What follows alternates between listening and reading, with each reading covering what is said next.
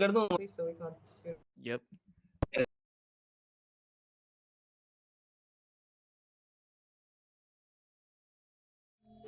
Let me grab. Okay.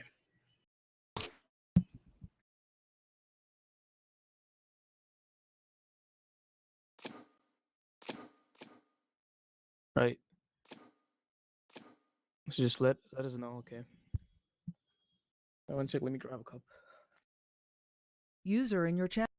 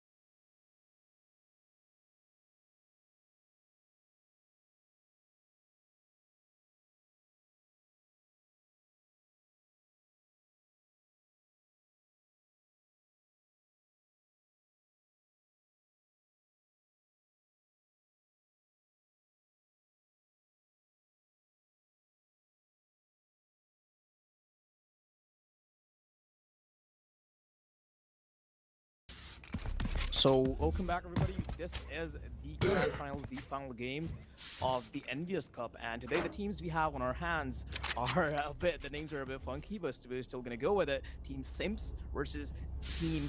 Well, what's the other name? I have no ideas, but we're just gonna call them TS versus TC the whole game, so we don't have to deal with the weird names. Okay, so the Team Chubby or whatever. But yeah, we're already in the pistol round. Game has paused, I think so. A player has taken a tech pause or something. I'm not entirely sure. But yeah, let's just wait till it's over and let's just get started with the game.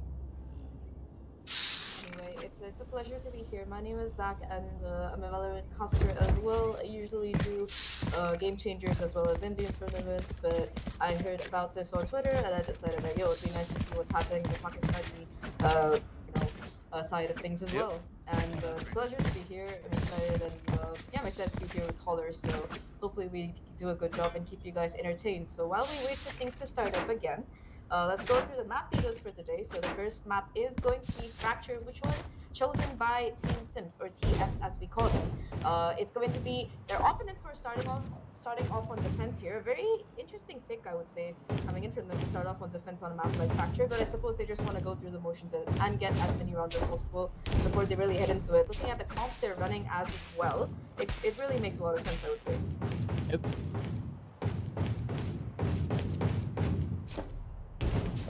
I have no idea how long this tech pause is gonna go, but this might just take a bit more time than we were expecting it to.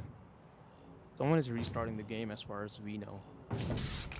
So Right here. welcome back, everybody. This Yeah, is to the we're all used to it. Anybody who's the been Envious in the Cup, Valorant and scene today for the a while teams we have know on our that tech pauses hands are part a bit, and the names are a bit parcel of funky, but everything we're that's still gonna go with happening, it. and that's Sims why we versus will be waiting Team. for us to go through here. It's kind of funny because it's not just any local events or tier 2 events that you see this at, right, Holler? It happens like in VCT champions. I mean, no, but Masters, it it's doesn't still a bit matter. special in our region. Not even in our region, especially. It's like it's special in our country to be specific because you're like a lot. You're gonna see a lot even in this game. I'm not entirely sure because you know you can never predict what's happening. It's all unpredictable for these guys as well. They don't have really all the stuff in their hands, but still, I can guarantee you a lot of tech pauses will be seen in the game because all of a sudden some player will just disconnect. All of a sudden there will be just no power, some issues. Any issue will just arise, and we'll just end up with the tech pause regardless.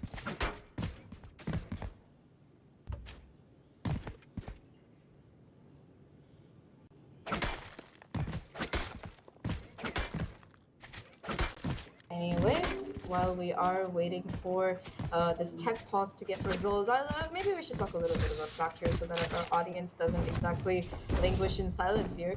So Fracture, it's an interesting map. We've seen it come in more and more recently, I would say. Usually it was the perma ban coming in for a lot of teams, or at least an instant ban, but at least now it seems like people are willing and happy to play it, in fact. So looking at the comp coming in for both these teams, let's start with the TCB here.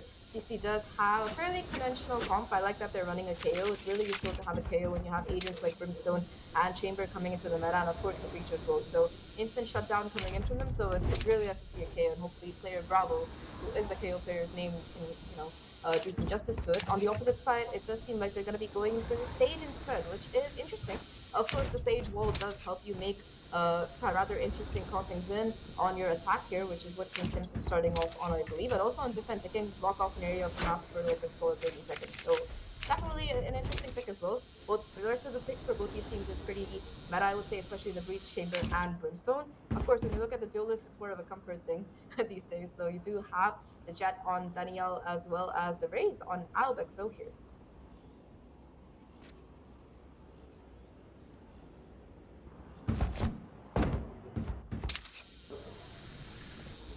Anyways, user in your channel timed out. I think that we will be heading into the game pretty soon, hopefully. And honestly, looking at it so far, I feel like it's more likely for Fracture to be working out for the side of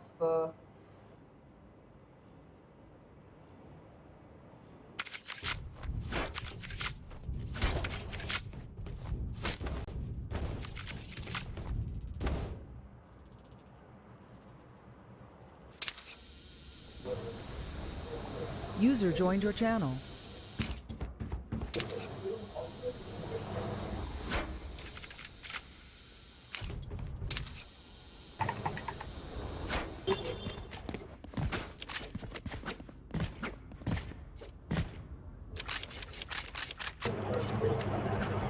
Apparently, I disconnected for a second, but still, the game hasn't started. I'm faster than this guy. They're reconnecting. Congratulations. Now say that to my PC. It's nothing about me.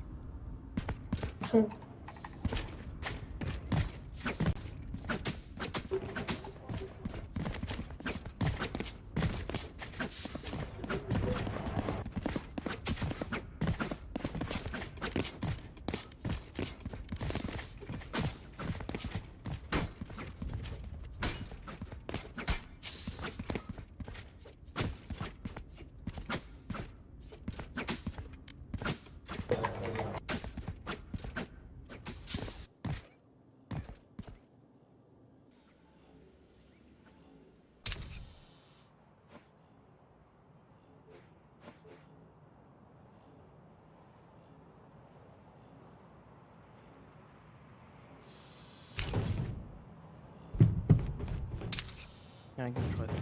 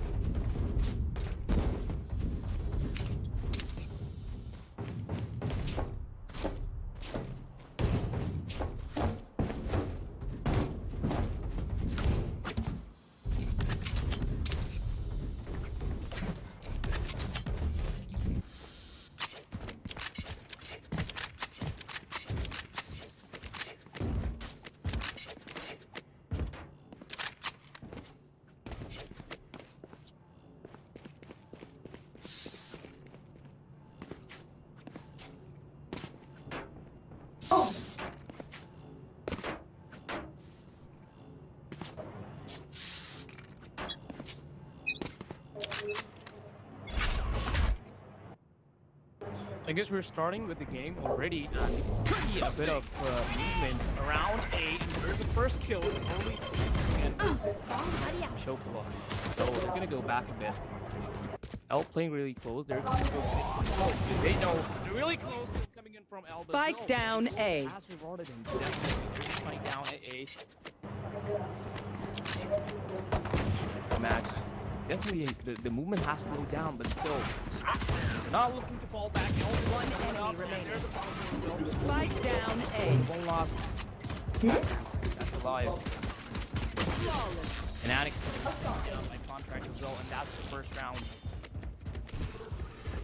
for the attackers.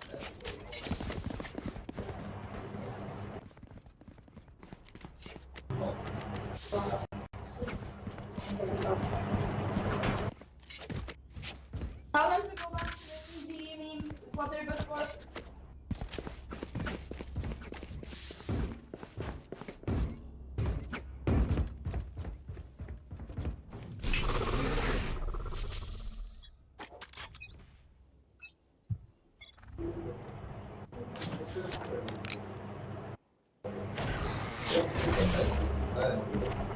So Elf getting an early pick once again, as always, as he did in the last round as well. They're up pretty well. He's around pretty normal. Yeah, the killer's just gonna come in. One enemy remaining.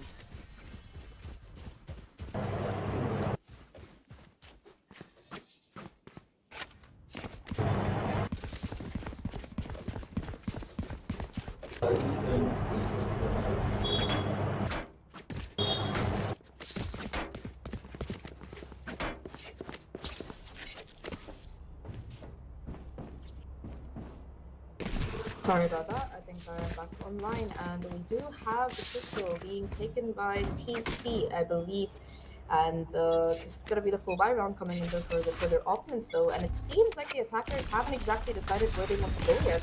They're still grouped up for base, perhaps waiting for a little bit of a push coming in from the defense here. They're not taking the bait though. They're still gonna be trying to, make the most of the weapons they have in these close angle fights, which they can potentially have. They've just managed to hold. There is also the hero operator available from Shokila. It's definitely something that he might be looking to capitalize on. Oh, there's the dash already coming in. He can do a bit of drive, but yeah, the flash is definitely gonna delay him a bit. Still, the aggression is gonna come in. There's a first kill already. The entry is there. That Boombat is gonna do a lot of damage, but still not enough to stop Savitar from coming in. Down to 13 HP, but they definitely do have side control in their hands. Going to be just 2 players left right now for the side of the defense here. A ghost in hand as well, and it doesn't seem like there's much that can be done. Perhaps Shokila will be just trying to save the off. Spike planted. Might just get pushed by one of the teammates and then might just get a kill, might get killed, who knows? Probably not though. I don't think they're that stupid to just push it. I mean, I don't know if they knew that he had an operator, that you might be like, see if that's not a push, but still, I don't think the info is there. Oh, he's gonna take the fight with the ghost, but still to no use. Is gonna take him down right away. And yeah, we might just see a last second push coming in from Imp there. He might just jiggle though, from what he seems to be doing. And yeah, perfectly done, but still, the kill's gonna come in from Chocola, and there's the TP, and he's safe now. For now though, still getting a bit. Bloodstorm just walking out with his knife. Yep, he's not planning to go any further, and yeah, it's just gonna save him from walking right into Chocola's crosshair. Yeah, they already lost 2 rounds, so that's gonna make their next buy a little bit more rough. They do take 3 guns into the next round, so that's pretty good. It says the full buy coming in for the side of the defense here. You will be seeing those Vandals along with the operator, with Shokila, luckily for him, managed to save. So far, it seems like Alb XO is the star player of the team, and I think with 1 more kill, or at least with an orb, he will be able to have the showstopper on hand. And after that successful attack round here, it seems like they want to yet again go for an A commit. They do have the fault line ready, as well as the other players have started stacking up. So let's see if this works out for them. That early fault line is going to deny Chocola from taking a really early angle, but still he's going to hold it up though. Making a bit of distraction by opening that door. They definitely do have hit their right on him, but not quite enough to just get him. Just got caught off guard by clearing that angle. It's going to cost him Bloodstorm with the straight coming in. Yeah, I think Alb got a little bit too greedy. Yep. It was unfortunate as well, because he did have that showstopper, and he did. already on side and is gonna get a free kill out of contract. Wall's gonna go off and player Bravo still on side. They know they have not a single idea. The kill's gonna come in as well. And taking the fight just for the headhunter. Really able to inflict any damage. That orbital strike is gonna move him out of position. Dando still coming up. But yeah, no use. Still coming in from them as well. And yeah, it's really over for the defender side right now. Shokila once again last alive with the op. He always saves. Well, it's gonna be yet another save, 1v3, and there's not really much time either. And I like that rotation coming in from the side of the attack here. They did manage to get that pick, equalize things, and I think that the round was lost the moment the Rays did that overcommit, because he had that showstopper, and that was kind of a major win condition, I would say. So a bit unfortunate, and I like how conservatively these players from the side of TS are playing. They really do sim for their weapons, and what they want to keep them with them as much as possible. I think Shokila will be able to get away with another save right now, but things are shaping up to be going overwhelmingly, eventually at least, in the defense advantage, because with that, I think it's going to be an eco coming in for them, with the exception of that hero up, of course, for the side of TC here. So yeah, the scoreboard finally just equaling it up by the attacker side winning 2 rounds in a row. They definitely just got overwhelmed in a sense that it just got killed 2 rounds directly, because the pistol round was just really well played by the defense side, because Elb actually managed to get like 2 kills in the pistol, which rewarded them with the upcoming round, the ascending round as well. So yeah, that's really all they can do for at the start. And yeah, the attack side definitely are coming back from this. Interested to see if they're going to be able to maintain their streak here. Chokila though, just taking an angle on the other side now. Able to find Anik, but the pre-fire is perfect from him, and he's still gonna walk in the crosshair. Gets his head blown off. That's really it from Chokila. Will TP back. That is a rifle drop, but I don't think they'll be able to really pick it up, because the push is coming in towards the A side here, I'm sorry, towards A main. That Fake Shells is going to put them off at least for a little while. Will spot one of the players in fact, will get a kill from it. Again, tries to go for the headshot, but will not connect. It's 3v4 right now. Wallbank and Daniel trying to do some work here, but Shokan has rotated over already, and that's going to be the kill sound. 2v4 right now, and it seems like this attack being mounted from Team Sims has, well, lost all of its momentum. Nope. Down with the peak, with him just barely escaping with the TP he had. He'll take some damage though. Kill still coming in from Bloodstorm, down to a 2v3 now. 2v3 indeed, and these players are still going to be stuck taking the spike and are rotating over towards the B side, because I think they heard the backstab sprays coming in and they want to make sure that they're not being surrounded here. The Chamber has taken back his anchors, but there's going to be another 20 seconds before he can really put them down again. 30 seconds left. One enemy remains. Along with Showkiller. He does go down, but Showkiller is still there to give us quite a show. And Contract has made his way all the way around here. We'll be able to clean things up with that kill and even pick up that operator. And with that, the momentum has been stalled completely for the side of the attack.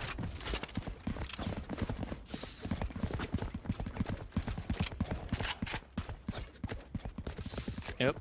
Attacker side economy definitely not looking really strong. They do have 2 Vandals in the hands of Bloodstorm and Savitar, but the rest of them are going to have to go with Marshals, or at most okay, we're still gonna see Vandal coming in, but yeah, Imp is gonna play with his ult. Does he have one? He doesn't.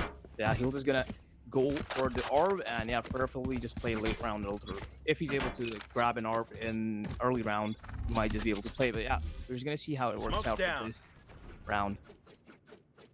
Yeah, they do have the money still for a bit of a broken buy. They do also have you know, some kind of utility and also work with. Yep, that is going to be the tour de force activator right now, and that might be the difference maker that they need, like you mentioned. However, this time they're going to be playing split here, trying to see if anybody from the defense is getting a little bit too aggressive here as they try to make their way forward. The smoke from Contract is definitely good, because, never mind, it's not good. There is a gap in it. I thought it was good for a second, and he's going to go down through that. The first pick going to the attack here, and with that, it's going to possibly trigger a little bit of rotation here.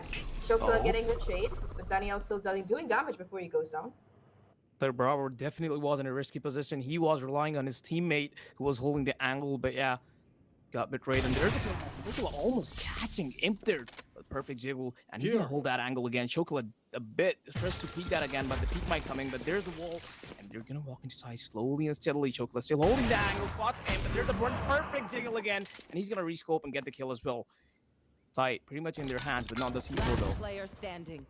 Oh, the lurk is good as well because once they realize the site was clear, it's just going to be them walking in and getting the backstab as well through spawn here on the defense. So far it seems like a really close game coming in for both these teams because, I mean, if you were watching the quarterfinals, you just hear most of the results were mostly 2-1. So I was expecting it to be this way, and it does seem to be the case here, especially on attack.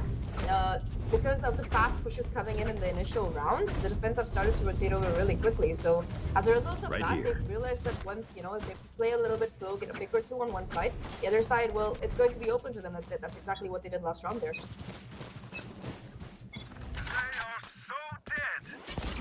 Defensive side, is back at A, but yeah, early peaks coming in, a bit of damage inflicted onto Contract is gonna go back. Wildling 24 HP, Danieldo playing just as aggressive.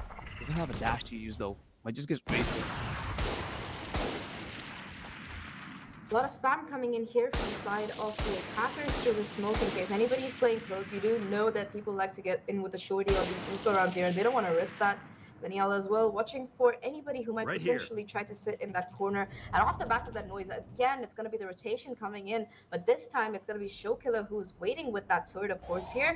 That stun or the flash might be pushing him off, but neither has hit him yet. Nevertheless, it doesn't matter because he's going to get a little bit too aggressive. It seems like the flash was just a bait for them to get him to peek, and with that, the first pick is going in the favor of the attack here. It's only Albeck still left on the side to try and hold it down here. We'll spot, I think, one player crossing over. Does have to work. Yep, he's gonna be popping it. Gets one off of it, two off of it. In fact, down gets taken out of the process. 2v3 right now. 30 seconds left. Really well played by the defense side for now. Daniel though, finally at side, finally here where he needs to be. Almost got the kill, but down is here to just keep tapping heads like that, and he's gonna finish it up for his team. Showstopper really proving to be a win condition there as Alvexo takes down two, and then I think he managed to deal some splash damage as well. And with that, they did have the player advantage. I'm a little bit confused as to why Anhik was playing the Marshall that round. I guess he was just a little bit cocky. He thought, yeah, well, four of my teammates have guns. We do have the op as well, so I don't really need to buy a gun. I can just pick up something, but he wasn't in the position to do so, and that proved to be sort of the downfall for the side of the attack here. A little bit overcommitted there. With that, it's going to be a buy coming in for both these teams, and this time it seems like the defense are in fact going to be turning into the attackers as they try to take some control of Arcade here. Albexo, off the back of that, will be moving in towards main, and he's just going to be holding it. All 5 players, in fact, for the attack are going to be funneling into through the B main here. Already onto site, they have a lot of position control because, yeah, defenders decided B side, leave them alone, just take it, we're going to retake it, farm you, and they're already making their back. Upward side, kills coming in, trades coming in as well. Bravo is going to take down Anhik. Still though, 3v3, Kale is down. Spike Now making some down B. considerable amount of damage. He's looking to make the damage, but yeah, there's breach ult, and it's probably gonna throw him out of position. Chokila definitely does know about him, and he's gonna keep on holding him. Down to a 2v2. This is gonna be a decisive battle. Daniel might almost got him, but yeah, there's a miss coming in, and that's the only chance Chokila might just get in this round. Gotta come down to timing here, whether Shokila decides to push forward or whether Daniel peeks into that. But it seems like Daniel has the correct timing here. He is, however, trying to re-aggress into Shokila's embrace. 30 seconds. That might prove to be his undoing here as he goes down. In fact, it's just all down to M2K. Has switched out that operator for the Vandal here, but it's not gonna matter because he's just gonna take a shot to the body, and Shokila will clean up the last 2 players to get the defense to 5. And even though he's not really able to connect, or he gets debated quite a bit by those jiggle peaks going into the side of the attack, you gotta say that he is proving to be one of the most impactful players in this half, at least to the side of TC here. Well, yeah, finally he was able to deal some damage with his op. Well, he has been, but not really, because these were the most impactful kills I've seen for him, because otherwise all he tried was just peeking really early and he just got chipped every round at the very start and had to fall back. All of the kills are just him peeking mid-round and getting some picks for the op. Definitely those are kills that makes him impact as well, but these were the ones that won in the round. Aldo almost gets overwhelmed by Savitar there, but still, Vandal versus Sheriff, you always know what's more advantageous, and there's another kill that we're gonna fill, and Shokila mid. Spike down A. One enemy remaining. That is nice, and just rips the head off of Shokila. Tripling is killed up with his nade, and he's gonna look for more. Manic might just cross into him. Yeah, there's the satchel coming in, and there's the kill from Manic. Did some damage. There's one vandal down, but still to no use. The drown is still gonna go to the defender side. 6-3 so far, and even if he did go down, the economy is more or less capped here for the side of the defense, so they are going to be able to buy in pretty easily. Again, Albeck still just 2 away from that showstopper, and we saw that that was the ult that did net them the eco the last time around.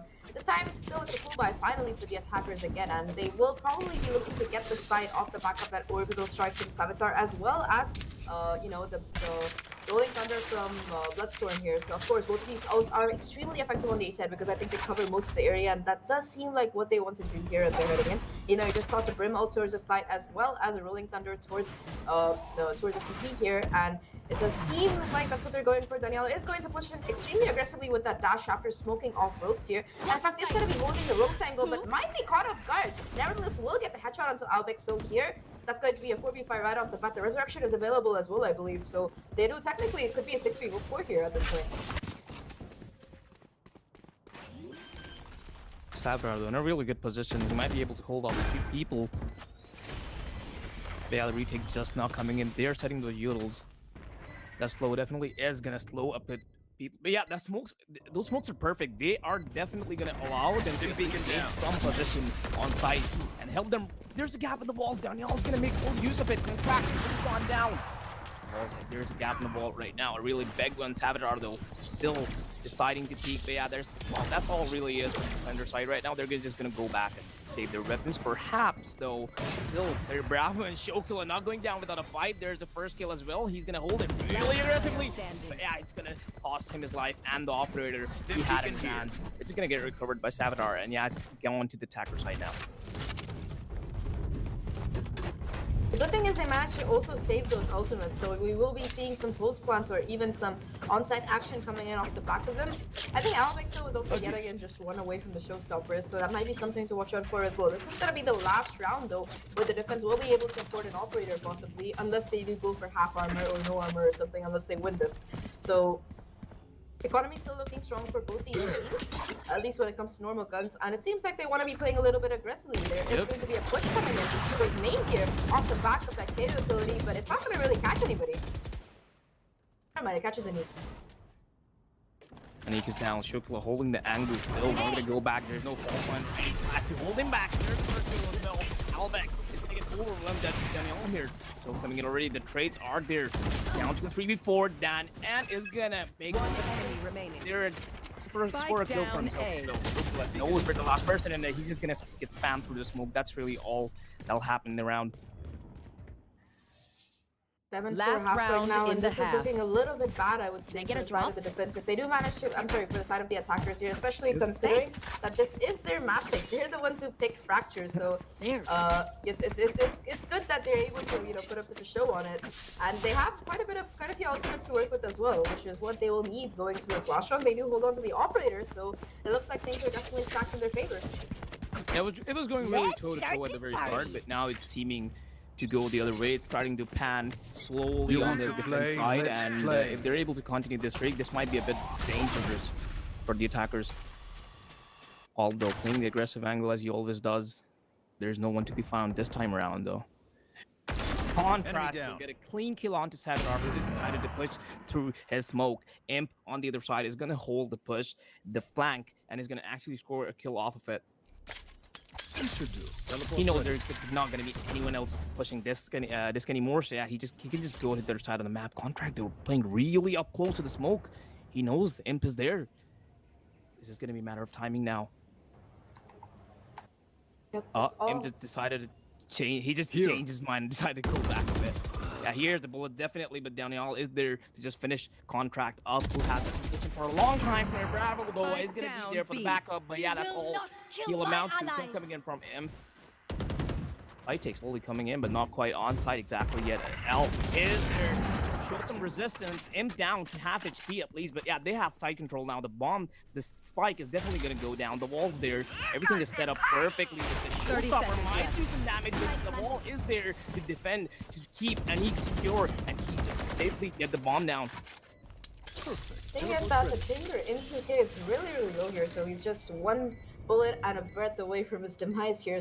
However, he is playing off the board, of course. 2 bullets left, 2 kills to find. Perhaps he might be able to do so. Gets the first and TPs away. It's all just down to Albex. So here doesn't really have any utility to work with either apart from a satchel. And indeed, it's going to be 2 bullets coming into both these kills. And even the ultimate finally coming in. I think that Savitar has had this in his pocket for what, 4 rounds now? He's finally using it.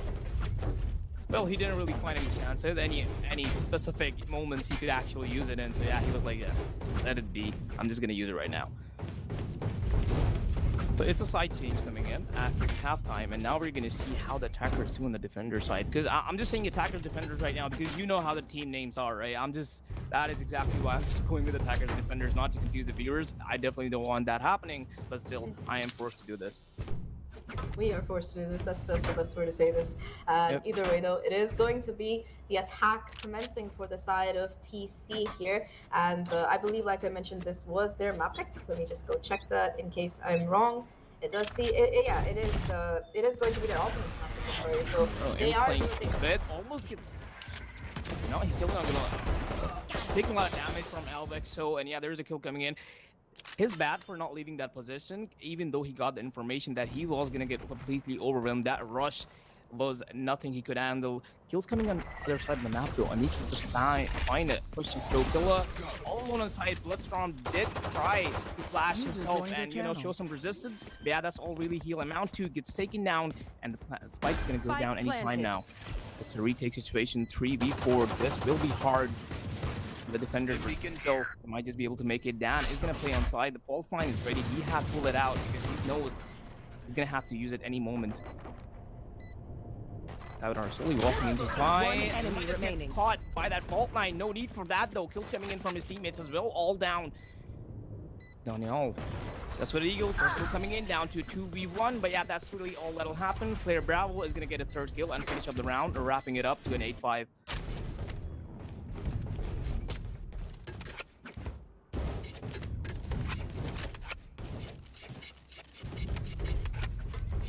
That is gonna force the defenders into an eco. Probably we might see some bullets.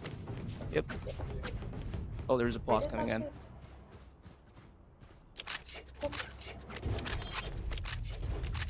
Can I take this out? I'm sure it is. Good, I guess. So are you on the screen? No, I can speak. No, but otherwise. Oh, I am. Yeah, I have to watch the screen. Maybe change the scope to something else. Yes. Just a voice.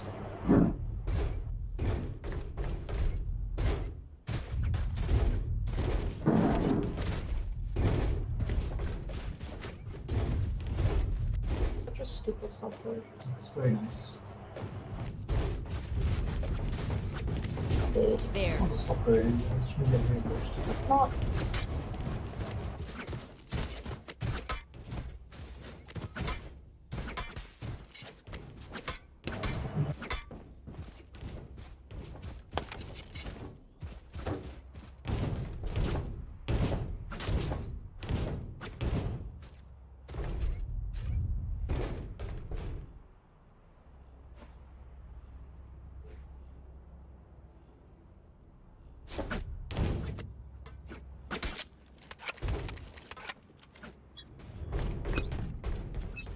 Yeah, we can finally see the game again starting, though defenders on an eco, but still we can see a shorty and a sheriff into the hands of Daniel and Anik respectively. Might see some bullets on him with his ender, and he's definitely gonna make and try use of it, but yeah, no point.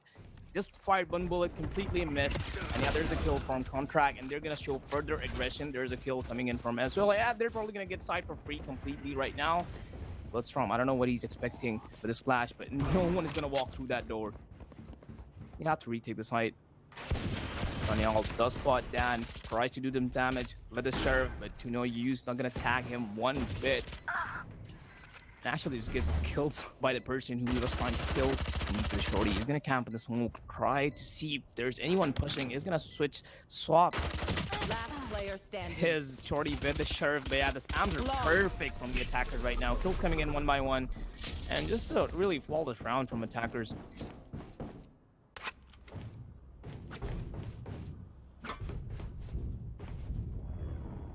So with this, we might see attackers. Yep, definitely they're gonna go with the full buy with the vandals and everything with the big guns they have right now. On the other side, though, the attackers are still gonna stick to their specters. Defenders might be able to hold them off this time around. If they see like just unfathomable aggression, they might just not be able to. Gathering outside this time around. Only Shokula is to be seen at main. He's gonna definitely held back a bit with that fault line, but the rest of them are just walking through this. All there is to stop them is just a cam by Chamber right now. And if they, well, that'll be only that'll be not a lot of info because but yeah, the attacker's not stopping. They're just gonna go in. there's a uniform setup. Perfectly going in. Weststorm showing some resistance to the battle he had, but only one kill is all he'll get. Fight all theirs, plant going down. Salvador trying to spam someone out through the smokes, isn't really gonna spot or connect anyone, but it's still a 3v4. This is very much possible for the defenders.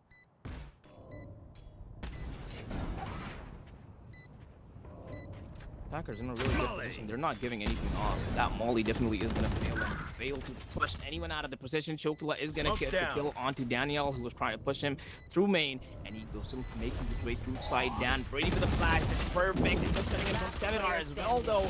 Contract showing some resistance on side, down to 30 HP, but it's all up to Anik, who just gets completely overwhelmed by 3 people peeking him at the same time. Yeah, TS, they're not looking really good on their map pick here as they have already lost 5 rounds in a row, and with that I think their economy is going to be taking quite a bit of a hit as well. Sorry about that, I had some audio issues to deal with. That's a good spot. That's all right.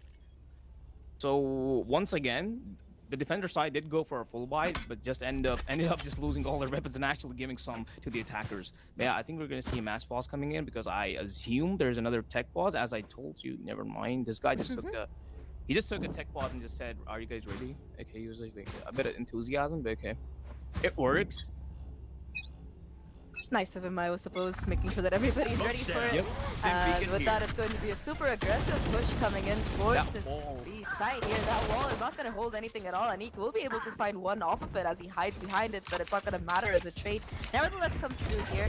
Control of the tower has been taken, and it's going to be Shokila on site, trying to make headway further. Spots the head of a player, but is not going to really connect, and will be forced to fall back here. Both the chambers being incredibly low. It's going to be a 5v, it's going to be a 3v4 retake right now, and the defense, well, they will find one off the bucket. Salvador just blowing off contract like a cowboy with his shotgun.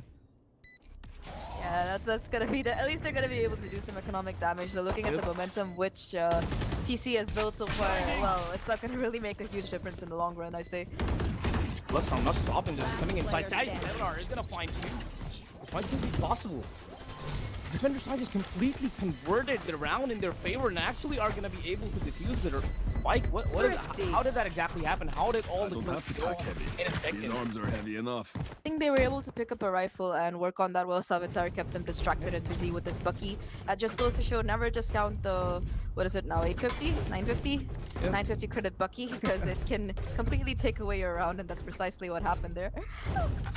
Yeah, that one kill caused just things, just the tables to turn around. Yeah, won them around as well. Really well played by them, and that is actually going to help them come back, or at least give them a chance to come back at this game because they're teaming in a really bad position. 10-6 is not definitely not a good spot to be in. 10-6 is still better than 10-5, which is what it was expecting to go to, like, what, 11-5, I guess. So they have managed to win that eco round. Oh, no.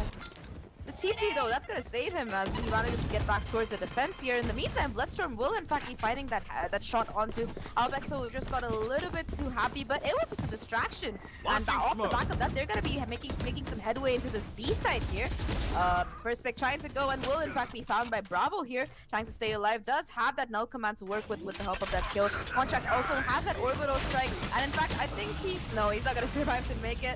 With that, the defense, they have found their footing. Even though they were baited off the site, they still managed to hold on to it and keep the spike from going down. There was no one enemy remaining, team, right? And I think that was a bit tactical because player Bravo actually was able to score a kill for himself right there, because there should have been a smoke there. That was a really, that's a choke point. You can get this completely shut down while rushing there, but I guess it was a fake, so it just worked out for them anyway. more than that, I think there's another reason why they weren't playing the tower was because of the orbital strike that Contract had. If you're gonna be playing in the tower, unless you're a chamber or you're playing towards the edge, you're not gonna be finding your way out without taking a lot of damage. So that's a pretty good read coming in from them. However, he still does have it to work with this round. And I think this is gonna be the last round where they can really afford to have a buy-in as well.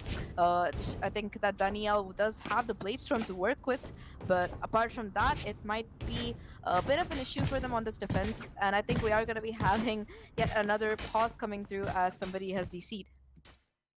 Yep, that's something I already told you at the very start of the game. That is gonna happen. You have to like keep it in your mind. As a caster, from like me as a caster, I've been working in the scene for like I've been only working in the Pakistani scene, and it's like become second nature for me at this point.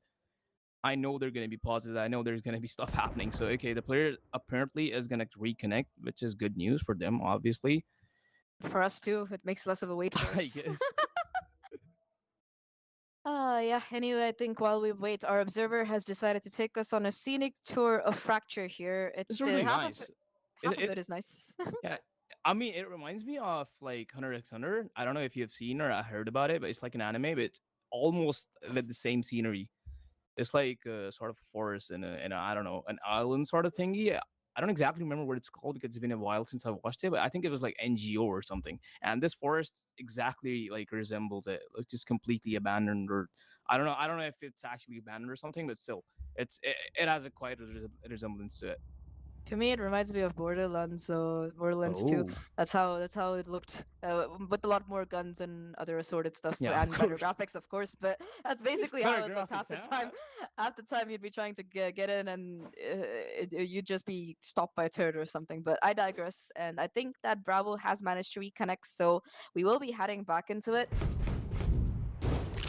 Yep, the pause has been turned down, so 20 seconds on the timer. We're going to be seeing players move on the map anytime soon.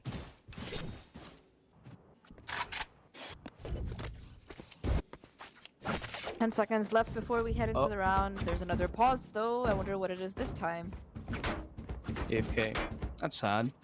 Well, I guess it was on the defense side the previous time, and now it's on the attacker side. Well, it's like they're taking turns. Huh? It's like Did they're this taking guy just turns. go against? What exactly happened? There's a player. Okay, never mind. You there's want to another one. play? They're Let's ready, play. and the players are already moving. Quite an aggression onto A side. Just Al just chatteling into the face. Imagine if Shokila was there. He would have been completely surprised by that. But oh well, they have main control, but still, there is a smoke to block them off completely. No visual information. They're not making a lot of sounds as well. Yeah, and this smoke coming in from the defense actually lets the defense play around quite a bit. It's gonna be Status round who's gonna be doing his best to play off of it, and I think they will be able to get into sight as well because the null command has been popped, and the further Bravo gets, the longer he can hold the utility back here, and Imp will take him down. However, that's gonna trigger the orbital strike though. That's gonna push all of these defenders off the back. Off of the drop here. In fact, ending Danielle in the process. Shokila will also take one down with the Tour de Force here, trying to get Bravo back up, but it doesn't seem like it's going to be happening as he finally dies a sad demise here. 4v2 retake right now, and we've seen a 3v4, 2v4 go through the last time, but this time I don't know if it's a possibility because it's just Imp left right now. Has the operator, can possibly find more here if they decide to get a little bit aggressive, but honestly, he should just be looking to save here. That does seem like it's what he wants to do.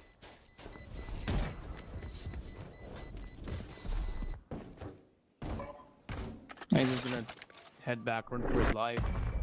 Maybe get a kill or two, but I don't think he is gonna Shokula though. Shokula's just showing off. But oh well, that's finally another round for the attackers after losing 2 rounds. I genuinely thought that this is the time for the defenders to make their comeback. Like I thought they were gonna finally just fix things up, fix what they're doing wrong, fix everything, and just come back up with a new mindset and just win rounds for themselves, roll in a row, just make the game close. But yeah, no, I think they're getting shut down after this. And if the attackers are gonna be able to win a round after this, that's gonna be the final name of the company, definitely. Once again, I'll just being just as aggressive. That satchel is perfect. He's gonna run right at the main though. The smoke once again there. It's like Savitar just ready for doing smokes for early takes by the attack side. But yeah, Elb not being really hasty. He's gonna hold the smoke. Not like the last time though. They just rushed out of the smoke after the Yule setup. Yeah, I think this time they're gonna be playing a little bit more patience. Avatar with the second smoke as well as the molly right now. He really wants to run this clock down. And look at Imps' position. If the players from here want to rotate, they're gonna have to get through him. He's in such a way that it's not really gonna affect or trigger the trademark either. And he's just an inch away from the cross. I think he might have moved for a second, and he's not gonna be able to find it. He's not gonna find anything off of it.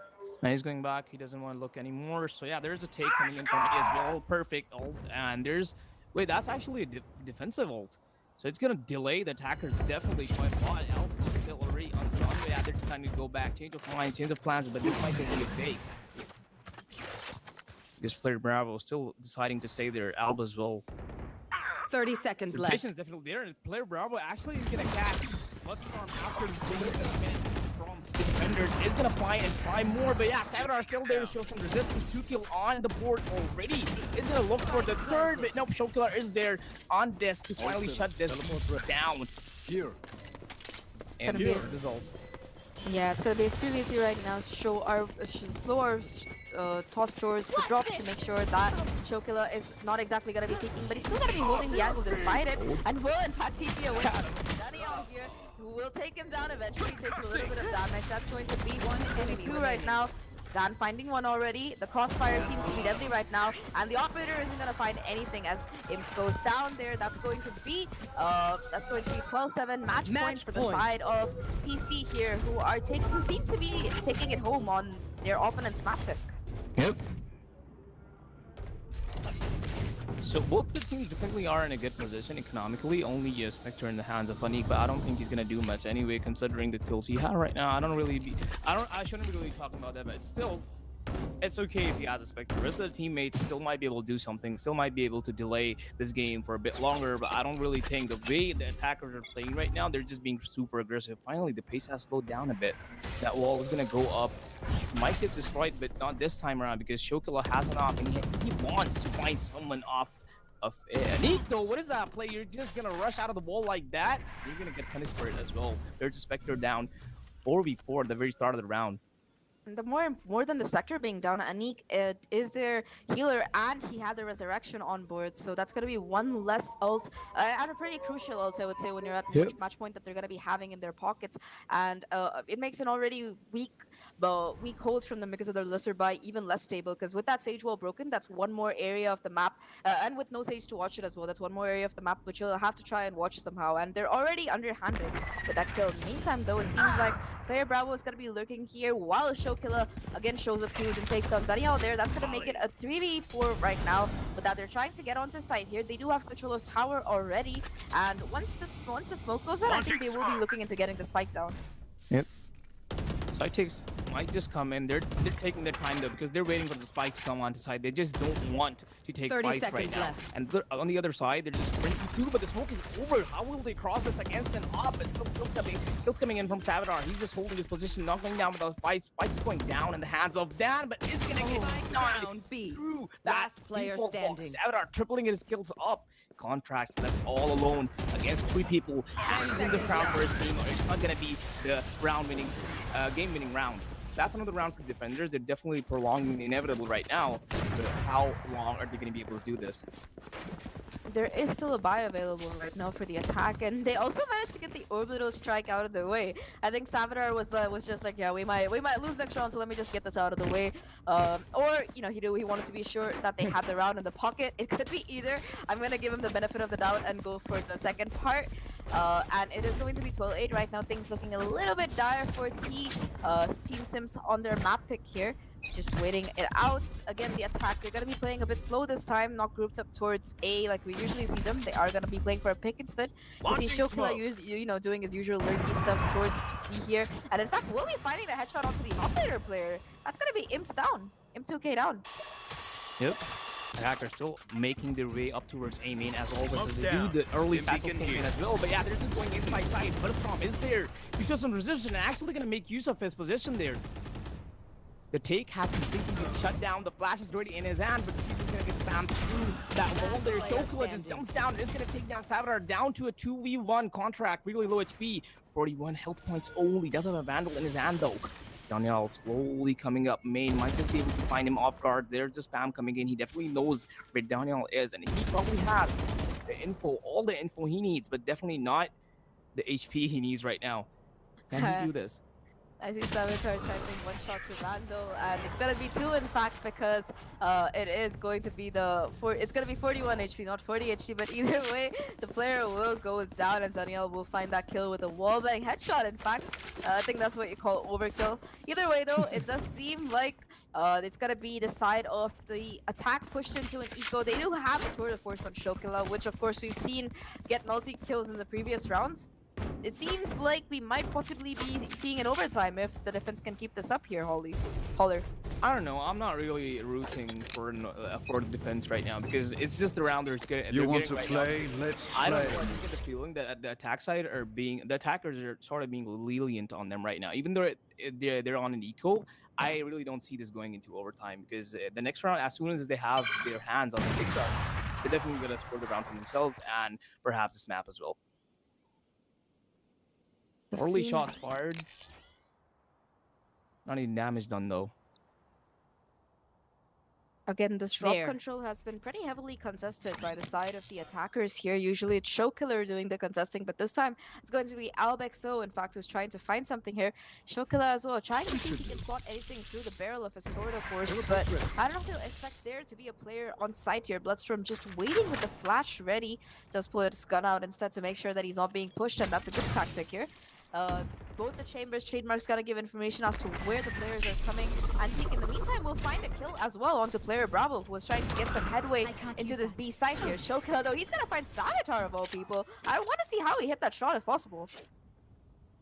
We might not be able to. It's just gone. It's just in the history books, but we cannot see it anymore. 30 seconds Still, left. though, he's gonna make his way into side slowly and steadily. Bloodstorm doesn't have his flash in his hand anymore, but still, the Vandal, the crosshair placement is pin point. It's Flash out! Prepare for hellfire! There's the orbital strike and Cypher Pike coming in. They're definitely clearing out Bloodstorm. Yeah, damage taken, and there's a kill from Shokila as well. This guy is doing wonders with his tour de 10 force. seconds Triple left. kill coming in from him as well.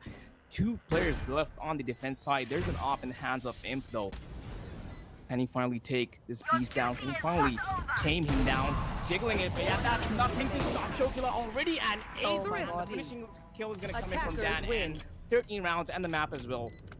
I believe that if Shokilla did have a 6th bullet in that tour de force, it would have been a 6k ace That instead would've of a 5k. Definitely. Yeah. Either way, though, that's a really, really good performance coming in from the side of TC here, who do take their opponent's map pick right away from them. Looking at the scoreboard, it seems like Show Killer is going to be indeed the show killer here, with Yeah. 27 kills to his name, 4 first bloods as well. I swear, when Chamber came out, I was just thinking, yeah, this is going to be OP, and I've been proven absolutely right. In fact, if you look at every single list for a region, at least half the players on that top 10 are going to be Chamber players. Well, Chamber definitely is a demonic agent. It doesn't matter what tier you're talking about. Tier 1, tier 2, tier 3, I don't know. It doesn't even matter right now. It's like a demonic agent, even in ranked, even in pro games. This guy's even after the nerf of they reduced one of his trademarks, right? It doesn't Yeah. even matter for him because the headhunter, the tour de force is all they really need, especially the TPs to just escape out of positions, just run away after you miss or something. Like it's basically the equivalent of jet dash, but it's somewhat better in certain scenarios. Yeah, it doesn't run out for one thing, especially after the jet nerf came in. Everyone's just picking Chamber. In fact, if you were watching the VCT yesterday, I think NRG has completely said, yeah, we don't need a duelist anymore unless it's like a specific map. We're just gonna go in for Chamber everywhere. That's really working out for them. In fact, a lot of I these mean, teams. legit. If you just remove the trademark from Chamber, just like 0 trademarks, all he has is a TP and his headhunter. He's literally a duelist. He's basically a duelist at this point. I think Yep. it's fun to watch, but they really need to do something about it if they want to Hey, wake up. maintain the integrity of their comp scene, especially because they did nerf Jet Hey, as well. So wake it's up. not like Chamber has a direct competitor or counter player in mind here. Either way, I think the second map for the day after Fracture is, let me just check it. I have the list here. It is going to be the pick of TC, and it's going to be Bind, and they're going to be starting off an Hey, attack wake here. up. So we saw them on defense on Fracture. They did a pretty good job, even though the half was, I think, 7-5. Let's see how it goes on Bind here. Especially, So I'm- who I'm- exactly picked Bind? it was picked by TC, the winners of the last map. Right. So they'll definitely have an advantage, or maybe not, because you don't really know what TS are gonna come with. But still, since they picked this map, they must be confident on it, and their agents comp, everything should be already pre-decided, like always. And uh, I just thought the game was gonna start there, but it didn't. Oh I glitched well. out a bit. I think Shokula left the party, yes. So I think game crash, yes. We're all used to Yeah. Val 5 errors or whatever happens. In the meantime, though, I think even if CC run the same comp that they ran on Fracture here, it is going to Mhm. be pretty good for them, I would say, because that comp works perfectly fine on Bind. Maybe you could look at having a Viper as well. A double controller works great, but apart from that, that comp works perfectly fine. Yeah, we'll see. We'll see. They might just replicate the comp on this map as well. Well, that's really unlikely to happen, and I'm joking, of course. But still, if they do, we might just test your theory, Zach. We'll definitely see. Indeed, as soon as Shokula rejoins, we will be heading into it. And man, this ping is nice. Bahrain servers, huh? Yep. Is this the first time you're seeing Bahrain written here? Yeah, I don't. You don't see. So Bahrain comes under the EU region. My Yep. account is under APAC and SCA. So Right. I see Singapore or Mumbai. I don't see Bahrain, which is kind of weird. Yep. But the Makes ping sense. is I as good as I mean, get on Singapore. So it's oh yeah. basically the same. I've actually been getting ping spikes because my ping currently is like 130. That it usually isn't that. It's like 50 or 60. That's currently is lagging out. Well, that's Pakistani things for you. Don't you guys have a lot of power cuts? I was reading somebody's tweets about it. A lot, yeah. Recently, there's some political stuff going on that I really don't want to talk about on stream, but yeah, it's because that's the reason that's happening right now. I think it's been getting better, but still, I wouldn't say a lot.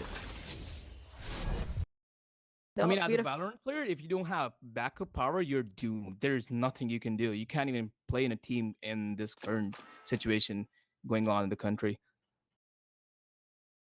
Big yikes. But anyways, I think we are heading into Bind, and it's gonna be Bloodstorm who goes for that first insta lock. You know, usually you see the Duelist or Chamber being locked, but this time it's going to be Bloodstorm taking at Sova. Danielle has swapped in from the Jet to the Chamber. I think both M2K and Danielle have just managed a little bit of a switch here of roles, and he's sticking to the Sage. And what will Savitar be playing? I think we saw him on the Brimstone last map, so I think we might be seeing a repeat of that. In the meantime, though, it seems like TC are gonna be going in for almost exactly the same comp they had. It's just been a little bit of a change of initiators here. Instead of Bravo going for the KO, he's gonna be going in for the Fade instead, which I really love because we've been seeing a lot of Fade gameplay coming in on maps like Haven and Bine, and I gotta tell you, she's incredibly strong right now.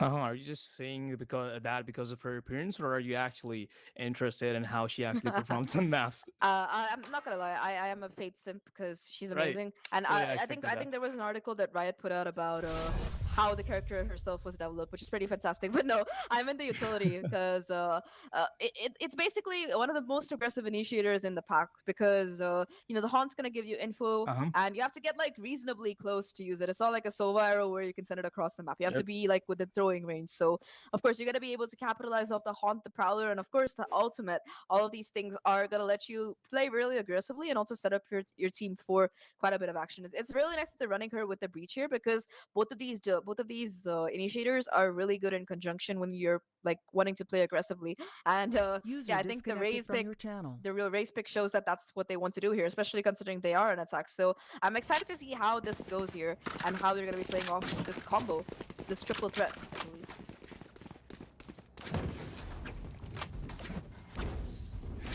We can already see Shorty in Savitar's hand. What is he thinking of doing? I am not sure. But either way, I think he will also be getting a classic in his hands. Yeah. So Yeah. in case I think In he might case. just fire some shots down short. You know, they're gonna be like, oh, it's just an omen with the classic. Let's push him, and you know he'll just pull out the shorty instead and be like, hello there, how are you doing? I think Will that that work? does. That does seem to be the game plan. Shorties can be really annoying in those pistol rounds or even the round after. You know, I think Even if today. it's full by round, they can actually shut down a full HP person, like 100 health points, 50 armor points. They can completely just destroy in seconds. Yeah, the classic does that too, but the shorty does it better. I think today, one of the VCT APAC matches, it was the anti-eco, right? And the team Right. that lost the pistol had a shorty, and the opponents had forced like 3 vandals, light armor and vandals, and the Makes shorty sense. just takes down 2 of them. I'm not That's even joking. Valorant. Like they That's just lost the round Valorant. after that. Yeah, but heading into this map so far, it seems like a bit of a default is going to be coming out from TC here. They're trying to see if anyone's getting a little bit too antsy. The haunts being tossed towards shower is not really going to catch I anybody. failed though, yeah. Yeah, so they're gonna be rotating over quickly. I think they know that the stage is likely to be playing towards the A side, a very common play there. And since somebody has gotten long control, they're just gonna be running it up. The sound cue should have come through to the players here on the defense. So I think we'll be seeing a rotation coming in pretty shortly. Shokula just pulls out ahead and tries to look for someone. Yeah, there's a tank coming in. Pretty aggressive. He's all alone on site, and he's gonna play Bravo already down. Some resistance shown by Daniel doubling this kill up. Spike down B. Al 30 seconds down. left. The rotations is there as well. All 3 of the friends Spike at planted. CT. This is gonna be hard for the attackers to hold on to side because Shokula will have to take an early fight onto Bloodstorm. He's taken down to 3. The thing is, the Raze is really low here. Yeah. She's just 1 HP away from the demise. Savitar already taking on contract with the World Time right enemy click. remaining. It's gonna basically come down to Showkiller and what he can do, but M2K is just gonna deny that. It's all down to Albexo, and the spike is planted for him. He smoked off, tries to get the spam down, but it's not gonna happen. And with that, the defense take the first round here. The late rotation could have been a problem, but the fact that Daniel was able to hold on for so long, not only getting 2 kills but also doing so much damage there, that's gonna be what really won them the round, I think. Yeah, I agree. So basically now I think that that's obviously going to push the attackers into an eco. I'm interested to see if they're going to actually be able to pull this off against them just with the, I don't know, miniguns they're going to buy. Maybe a frenzy, maybe a shorty, or maybe just nothing at all and just classics. Yeah, they're not really gonna be buying anything, even though they got the plants, which is a little bit weird. But either way, I think it's fine. They can just save up for those full rifles instead. And again, they're gonna be doing a little bit of a default, not playing as aggressively as I would have expected right now. Dan does have that extra ghost to work with, but Shokila, in fact, is gonna be the one to find the first kill here with a beautiful headshot from that headhunter onto Danielle. That's a chamber diff right there, Holler. Definitely is. He's gonna go down. He can be flashed by player Bravo, but he doesn't have enough time to escape, and it's gonna cost him his life. And Ego not stopping. He's gonna go for more, just peeking like that. Doesn't gonna stop anyway. Oh, yeah, there's the kill for him as well. So yeah, that's already the round shut down for the attackers. Although 1 player lost on them, like Daniel is down. You have to credit Shokila for that. And that's definitely some economy loss. That's 1 Spectre loss, but still aggression on B. Bloodstorm gonna swing out of sight. He's gonna find one. It's completely stunned right now, and Alba's gonna take full advantage of that and just gonna peek him and take the head off of him. Imp though, just with it, Marshall is slowly coming out of CT. He's just gonna keep holding onto that angle, hoping that someone crosses it. He can find a Neek already on the flank. Already is pretty close onto sight. Dando has to peek. Make the teammate save. Yeah, there's a lot of damage done by Savitar. All down. Dan now. Yeah, he's gonna get caught by Neek as well. Pretty close eco, like considering the ultimate, the bomb now, the spike is definitely was planned, and that's gonna give them a lot of money, but still not the round for them, and it's now 2-0 on the scoreboard. Yeah, this defense looking quite strong here from the side of Team Sims, and they do have 2 players go down, and in fact I think they're gonna be I'm sorry about that. Instead of playing the bonus, they are going to be buying in. I saw somebody pick up a Vandal there, and on the opposite side, of course, there's going to be a full buy coming in. And if Showkiller can hit shots like that on the Headhunter, man, I want to see what he does with the Vandal. So far, it seems like we've mostly seen him pop off on the Operator and the Protoforce, as well as now the Headhunter. It's like he's slowly but surely displaying what exactly he can do if he's given a weapon here. And this time, he's going to be having the Vandal, of course, in his hands here. They're making their way down towards V-Long with the help of that Prowler, as well as that Stimmy from the Brimmy. Danieldo again with the Bucky. The side of Team Sims here really showing us how to use this gun here. In the meantime, Contract will finally find the trade here as poor Daniel tries to get away, but will be caught off guard. The damage has been done though, and the advantage is in the hands of the defense here, because they can just TP and get those 2 guns as well from the hookah. Yeah, the pace, their pace definitely has been slowed down. They've completely been stopped by all that resistance, because only casualty to be seen on defense side right now is Daniel. So still Shokila still slowly making his way towards site. Is gonna spot Imp, and perfect shot onto his head. That adjustment, that micro adjustment was on spot. Late though, so the resistance is gonna get the trade on to Shokila. The take might still come in. The attacker's not really planning to fall back from all this damage dealt to them, but now finally we can see a change of plans. They're slowly walking back towards mid. Might just go towards A. There is no one. This is a perfect read from them. Might just work for them as well, but Tavadar probably is gonna get the hint of this soon. He should.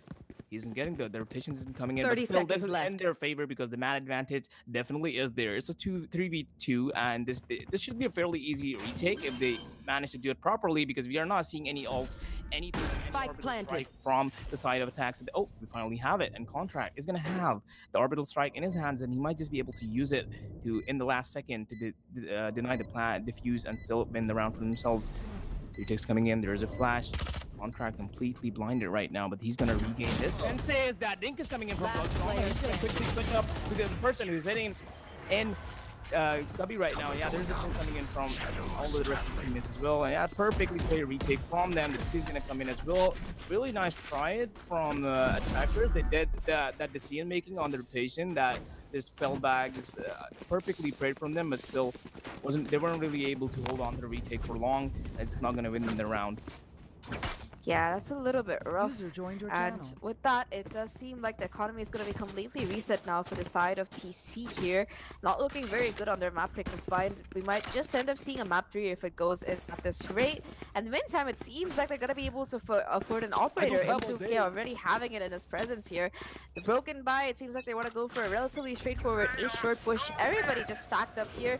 There is, of course, and the operator being popped by the chamber as well, but it's not really find anything as the first pick does go to the Jet. In fact, the Haunt will reveal the position though, and a lot of damage is going to be done to her, but she's still going to be staying alive here. Show Killer going down as well. And with that, I think this round is basically over. Contract though is going to do some damage here as he takes down the Omen. Just 2 players left right now for the side of TC here, trying to get some headshots in, but not really working out not much in the way of weaponry either, because they can't pick up those upgrades here. And B-side as well is just completely standing. locked down by that chamber. Spike It's all just down down to A. player Bravo, who has been, I can hear this man saying, yo, wait for the wall to break, please wait for me, wait for the wall to break. Nice. We'll be able to find one player, just can try to pick up that operator, but the cross is being watched by Bloodstorm here. It seems like he's aware of that. Oh, he's gonna whip the shot, and finally it seems like the defense will be taking yet another round in their pocket and will be able to retrieve that operator as well. Yikes. Yeah, they're definitely back in their hand, and it's gonna be tossed over to Imp there. That's definitely an upgrade for the defense side, and they might be able to, well, not really an upgrade because Imp always had it in his hand. It's going to be recovered by his teammates, but still, he's going to change sides now. Not planning to play on A anymore. Is going to be playing on B, and will he able to hold them back on B? Because we definitely might see a B take coming in, as you can see from the positions, the positioning on the attack side, and he's going to peek definitely long. You want to play? Let's play. Yeah, there's the ult. The tour de force popped out. Shokula as well, but there's a kill on to Shokula, and there's the ult shut down. Ronaldo still playing really up close. He's gonna be the one to support Indo. Might just get spotted by that power, but not really. The power isn't gonna get affected by their kill coming in. Player Bravo is gonna take down Daniel. M2K trying desperately to stay alive there, but nevertheless goes down. It's all in the hands of just Savitar and Anik here. Trying to TP over the wall, or at least TP back to safety, and he will be able to get that heal from Anik here for that a bit of extra HP, I believe. But nevertheless, it does seem a bit rough here. Only 2 players left right now. However, one of them is really low, so not much that there can really be done. Player Bravo does find another kill, 4 to his name, and he's gonna carry this round home here for the side of the attack. With that, they finally have a round off the board, and I think with that, the Nightfall is gonna be ready as well for her. Yep, that Nightfall might just be, we might just see him using the Nightfall in this round, or maybe not, because still they have the streak on, and they finally lost a round, and their streak is done for. So to come back and just, well, not really come back, you could just call it a minor dip for them to come back from this. They might just use it in this Does round. anyone have funds? Merci.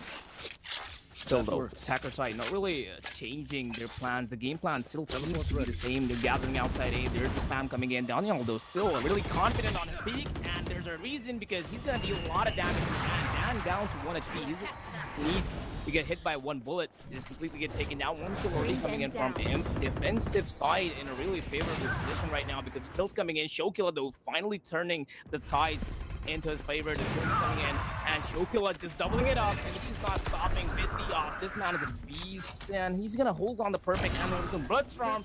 Doesn't even wait for him to peek. Almost got Savitar there, did TP, but he still somehow died. Look at where he died on the map. Yeah, that happens quite a bit. The flash does come through, but Alvexo is still gonna find takedown underneath there, and that's gonna be the resurrection off the board, I believe. It's all just down to Savitar. Tries to get some fake TP confusion in, but I don't think it's gonna matter for much. He does get the headshot, however, onto the Raze here. Two players, in fact, sort of looking low for the attackers right now, and their economy hasn't really been built up either. So every gun that he does get is going to make things nicer in the long run for his team. But nope, it's like I jinxed him. Dado ends up taking him down with that low HP, and with I think multiple ultimates in the pocket as well as a possible operator retrieve, they are going to be heading into this round. Can I get a drop? Slowly but surely building up the economy, and it seems like off the back of Bravo's util, Showkiller is just able to do so much damage. The Prowler helping him gain control of Long. He's like he knows exactly where these players are going to be playing, and off the back of that, he gets 3 that round.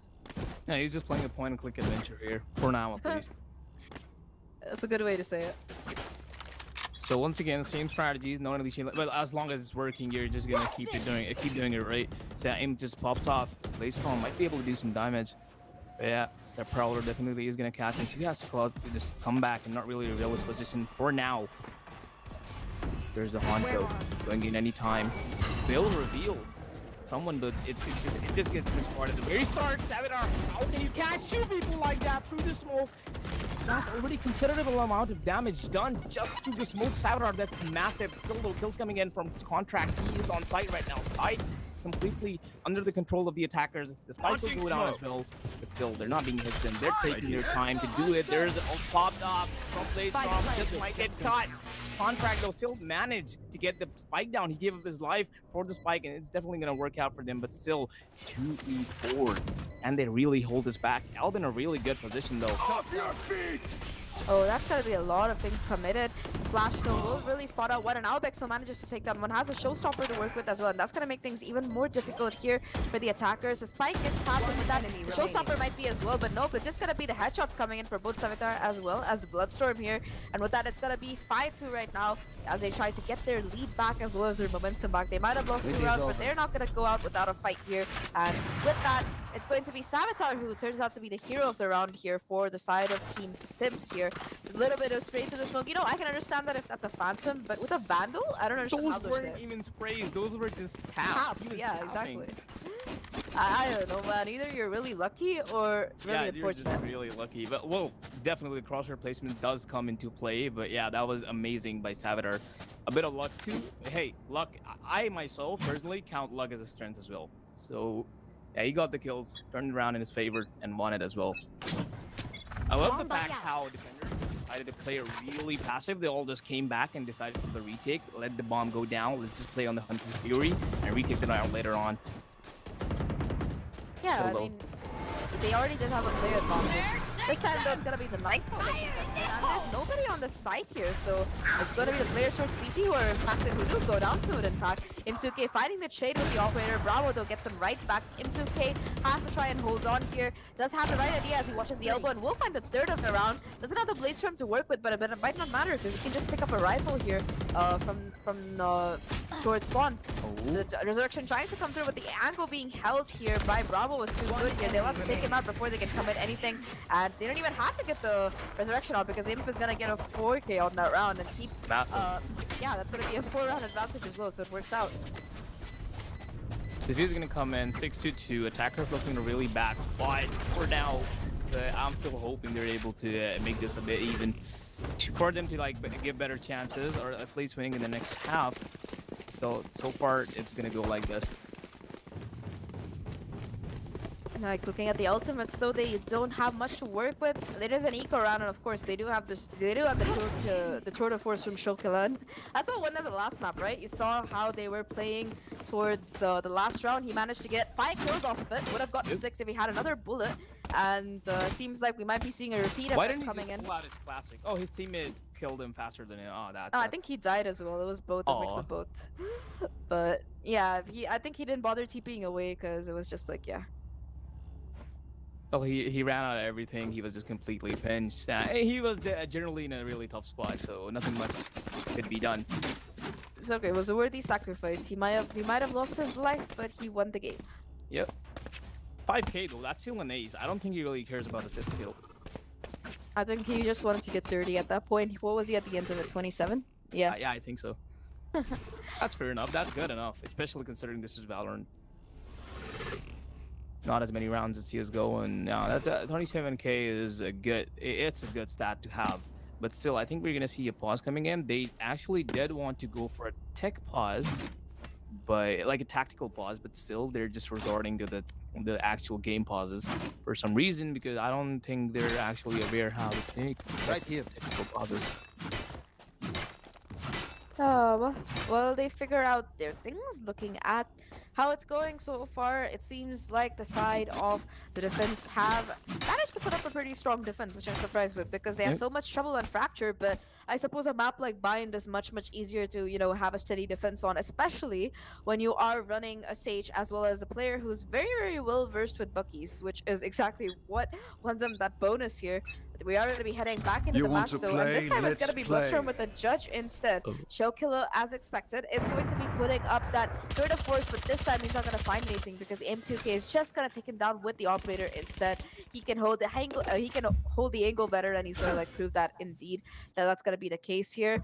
And any kind of push towards Asuka, I'm kind of scared for whoever comes through, which it seems like it might be Abixo here. Yeah, Albert didn't really. He's just holding for something to push himself because he's not being really confident on his aim right now. Maybe just that's the part of the plan of the game right now.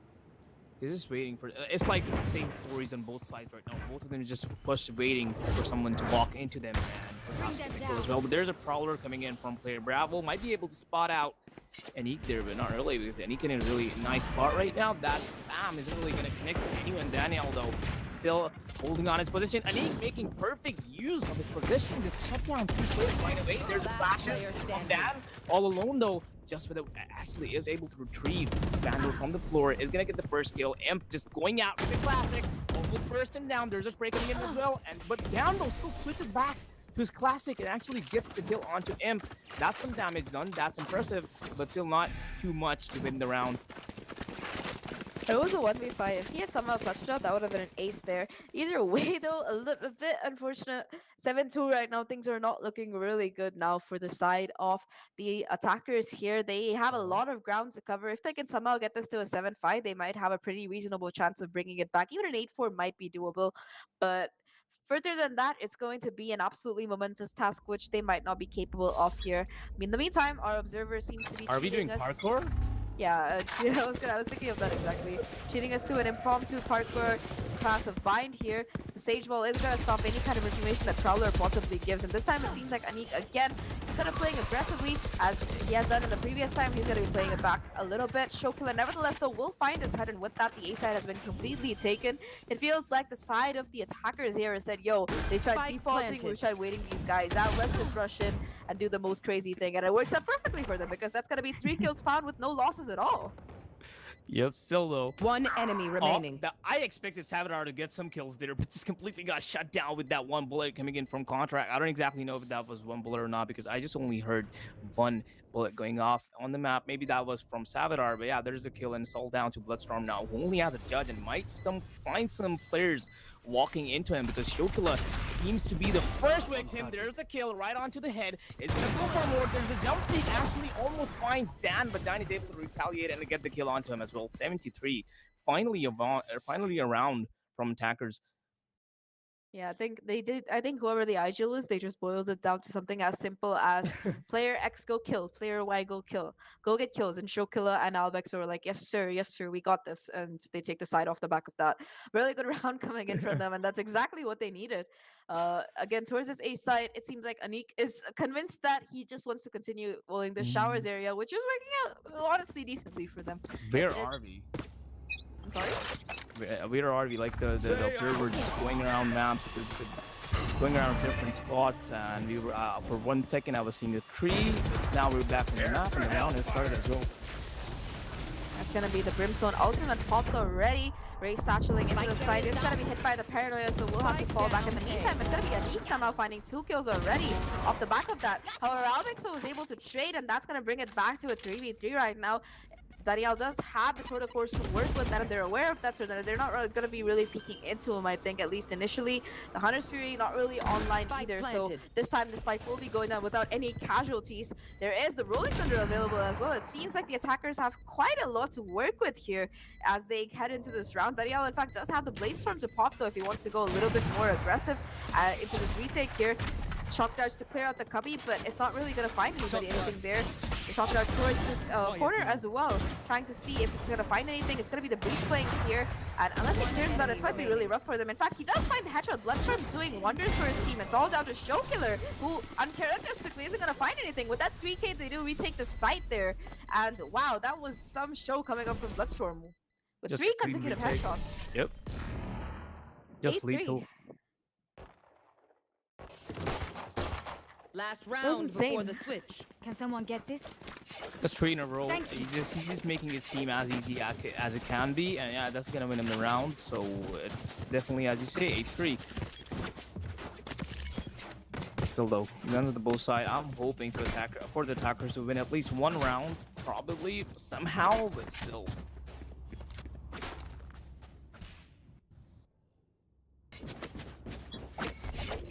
Okay, so we're back in the game. Last round approaching and actually starting already. Imp though is gonna be holding at the long for this operator. That Prowler is probably gonna push Imp a bit back, and yeah, he actually gets caught by it. He's completely blinded to visual, visual, and auditory information right now. There's a Hunter Fury popped off, getting a kill. Imp is also gonna catch Bravo, although through a wall, still getting the kill. Looks like we might be heading into the Caster's Curse, aka the 9-3 here, as it is going to be just 3 players left for the side of the attackers. Showkiller having been tagged up by that Hunter's Fury as well. At least they do retain position of the spike here towards long, but it might not be enough. The recon drone being invested as well here from the Sova to possibly spot out Showkiller, and he's going to be taken down off the back of that. Just 2 players left right now. Albexo does have a showstopper to work with, and never mind, he's not going to have that because Imp is going to take him down with the Blade Storm here. It's all down to Dan, and this 1v5 does have reach ult to work with if necessary, but it might not end up finding anything. Stuck alone, isolated towards Hookah, and he's just waiting for these players to push, but there's not much time, only 40 seconds left on the clock. Make that 35, and unless he finds something or at least rotates, it seems unlikely that this round is going in their favor. And yep, that's gonna be a 9-3 half for the defense. Impressive, just generally impressive. I'm just hoping Switching they don't sides. end up activating the 9-3 curse, so that's really fine, really a favorable position, and should be an easy game for them if they're able to just hold on to this. I don't know, man. I've seen too much of the 9-3 curse in the last few days. I have myself. That is exactly why I'm really scared right now. I'm legit scared. So yeah, we're gonna see if they're able to do well on the attack, because we've seen them Imp just being miraculous with this Bloodstorm, just crazy with his retakes. Everyone just doing really well. I'm just curious to see if they can do just as well on the attack, and apparently they're going to the same take the other defender side has been doing on the attack side. Yeah, they just seem like they want to go for a B push here, and I like this play coming in from the defense. They're going to be playing both players towards Hookah, so if they do get a little bit too antsy, that's going to be some kills found here. So playing up close here already, playing off the breach flash, trying to get some damage, and the Savitar just manages to dodge it somehow, and does get the pick as well. With that, it's going to be the breach forced to fall off here, does get spotted out in fact, and won't find anything before Daniel takes him down. That's going to make it a 3v5, and it seems like the attackers are well on the way towards winning this pistol round here. Already a lot of damage being done. Anik fighting on player Bravo. Showkiller, the last hope left here, but he's gonna go down as well. Just 1 player left. Contract in this 1v5 situation has finally made his way towards his site here, and it seems like he can't even find one. It's gonna be Bloodstorm who cleans him up, and with that, it's gonna be 10-3, and Vine looking like a shut show. Definitely, it was a team ace, and all of them got kills. You have to credit all of them for that. It's a 10-3, seemingly really over for the defender side right now, but still they might be able to bring it a bit close, or maybe not, because they're definitely going to be losing this round as well, unless they're able to get really all of the off-guard kills, or maybe, I don't know, some sneaky play, but I don't think they're going for it, and it's really gonna, I think they're just gonna get overwhelmed right now at B, definitely not at A though, but the C4, the spike is there. Yeah, there's a rush coming in from the defender side. They're not wasting their time. They're just going in with the classic. They don't really care. Dart. Why? There's He's no gonna one. hold up. Yeah, there's no one playing close here though, so Here. I don't know how much impact these classics have, especially when there's a crossfire being held by Imp as well as the other player. In the meantime, look at where Savitar is. He's lurked his way up here. Show Killer though, he's gonna get that headshot, and Will I think spot the other player as well. Bloodstorm though does trade him out, so I think that was the only bullet he had on the headhunter, so he has to go and try to pick up that gun here. Savitar gets one, but Dan is able to get the trade and falls back. And he almost Shorty. walked into a crossfire there, but he was always elbowed already on site and just took down Anik. And still though, he was able to get some damage done from Dan's shorty, and he's gonna recover the Spectre. Rest of the players just coming in. So the pieces just walking, they're just falling into place randomly. There's the plant going down tonight though. Bloodstone did some damage already, and I think he's gonna go for the plant once again. Down to a 2v2, really close round. Because the Yeah. weaponry is the same, but still, it's gonna be a mind game for now. 30 seconds left. Yeah, Savitar especially, this is really weird coming in for them. Look at their positions here. Both players with the spike going through spawn. No, they're just gonna be rotating over to B in case the spike might be going down there. I think that is the plan here. Savitar makes his way, and they are gonna be heading into the CT plant here. Wow, the spike really rotated all 10 the way from seconds the east left. side to B to the defender spawn. The attackers and defenders have completely swapped sides here, and the retake is on. I think that they might have been able to pick up those specters on the A side here, but they're gonna be coming in through hookah, and it's planted for the CT as well. So the advantage does seem to possibly lie in the hands of the attackers here as they just hold the CT. That's gonna be some information given away as well. That spike has been planted here. The recon both spotting out both of them. Savitar getting one with the classic, and in fact getting both Okay. headshots coming in from him as they what looked like a round that was possibly going in the favor of the defense will nevertheless be taken by them, Yeah, by the actually attackers hold as expected. to win actually hold them to win that, but okay, it didn't really work out for them. Almost they basically because they did convert the round pretty much in their favor, but weren't able to continue with it, and yeah, just lost it. It was in their hands, but didn't really work out for them. And now at this point, it's seemingly over. I'm not really it's not okay. They might just be able to do something, but it's 11-3. What can you really expect from this game anymore? I mean, at this point, you're right, it does seem to be over here. Recon bolts will trigger a bit of spray as they might expect somebody to be close here, but Contract, he's too wary for that. He's going to be playing an off angle instead, trying to get some counter spray in, but not really finding anything. All of the attackers have, in fact, grouped up towards this showers and short area of the A side here. The Prowler being sent as well for some additional information, and it will give away Anik's position here. Anik trying to get the kill, but will fail as a superior weaponry does show up here for Bravo. Does do enough damage though. In the meantime, Show Killer almost getting two, but Danielle will finally take him down here. That's gonna make it a 3v4 right now as they picked up the operator. Danielle has managed to get that in his hands, and with that's gonna be the rotation on B side, which is currently empty. But definitely not as open because Alva's gonna try and do some damage. player That nade, and standing. yep, that is definitely gonna work him out. First over the Vandal, and the rest of it is gonna get followed. Nade, another nade in his pocket, and he's gonna throw it right away. Bloodstone all left alone with the operator he has in his hands. Has to save this for his teammates, but can he really do it? He's gonna get just chased down, just hunted down. Oh, but yeah, he's just gonna try and throw it away. 30 He doesn't seconds really want it, left. but isn't really able to. But he did hit it that well. Okay. There. He was able to hide it, and yeah, I Gun think he here. might be able to save it. Oh no, it's just. Hey guys, there's the op. You gotta take it back. Can they reach it? That's the question. You're gonna see a little bit of jump damn. attempts coming in, and yeah, they managed to get it. It looked a bit scary for a second, but well, at least there's some humor in this game. They do manage to get the operator back in the hands of Show Killer there, who, even though he didn't get one with the op, he did find one with the classic. So he's a deadly man no matter what weapon you give him. That's been proven, and with the operator back, he will be able to lock down possibly at least one area. Again, he's gonna be heading towards showers this time. He's gonna leave short down to his friend's Fate as well as Brimstone. So yeah, attacker side just have their guns, and I just want this to be over with finally because I don't think. Oh, the hunt's gonna spot out Imp. There's a bit of information that Rowan's going to go in as well, and Imp might just blow it. Smoke, and the dash should come in any second as well. He's gonna spot out Contract, spam through the smoke, and he's gonna find him eventually. There's a kill as well. Mandel recovered from the backup. Chuck doesn't find anyone. The hunt's gonna go down though right away. So side's there, but still not a lot of kills have yet. Oh man, Showkill taking some damage with the op. Almost caught Daniel there with the no scope, but too late. Here, Bravo still showing some resistance. The spike is down. The retake has to come in. Fault line getting ready. Al is there on site. Probably will just walk into U-Haul because that's what he really has to do. That is the nade. Perfect push out. 8 out of position, but still kills coming in. Bloodstorm is an expert at playing U-Haul. There's a break coming in as well. Last player Bravo with 3 standing. kills. Will he able to make it a 4? No, he's dead. Oh, down to 1v1. The opportunity is there to deny the use from coming in, and it's perfect on time. 12 rounds on the board, and yeah.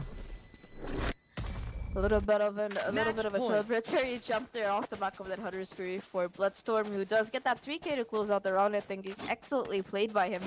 And yeah, with that, it is going to be a match point for the side of Team Simps here, who look like they don't want to. After the loss of last round, they do want to just, they do just want to go to the next round here, and it does seem like next map here. I'm sorry, which is going to be Split, I believe. So definitely will be interesting to see some action on that map before it gets taken out of the map pool. Yep, that's literally what I was about to say. Yeah, we're finally I think it might just be my last chance to cast on the map. Though Riot did make a statement that it might not be going away permanently, but still, Take flight. there's a chance. Bloodstorm will probably spot Chokula. Chokula just wasting a bullet on Spike his down own. B. Still though, holding it. He'll probably get the kill.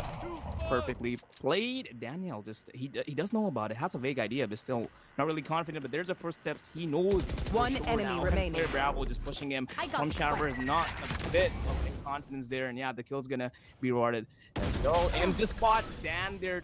Little gap in the smoke, but yeah, Dan is gonna just get the 3rd kill and wrap it up for this round. They're just delaying this as Gun much here. as they can, because I'm calling it delay because there's no way this game is going to an OT. I even feel weird saying that, but okay.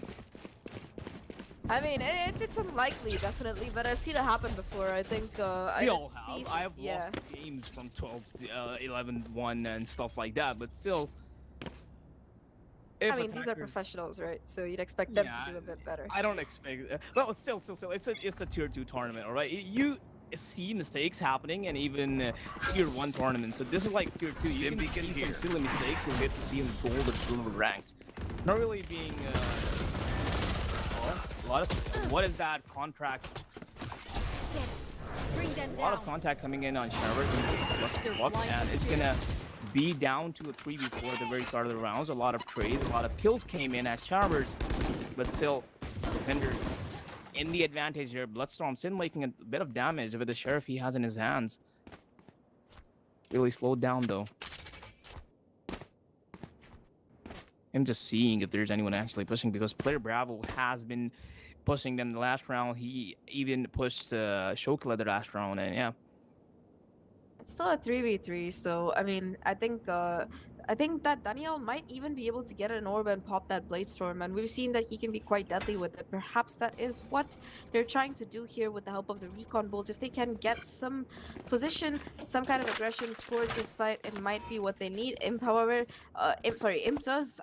Will have 30 a Blade Storm seconds to get the left. spike, but he doesn't have a Vandal anyway. Off the back of that wall, they should at least be able to get the spike down, assuming that Anik decides to stick it, and he does actually, so staying alive in the process.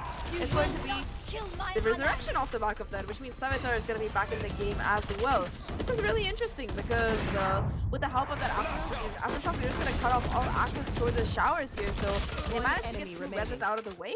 I'm sorry, they player managed to get the res standing. out of the way, and also they managed to like keep the operator in their hands. So definitely a huge W coming in for the defense there. Yep, 6 rounds. That is impressive, because they were able to, well, not because you know they were up against Sheriffs anyways, but still some Vandal recovered on the attack side, and they did manage to get the bomb down and all. But still, all the utils used, they were all perfectly on point. It just held them back. There was nothing the attackers could do once they were on side and on this spike, just taking it, and yeah, it got defused in a matter of seconds.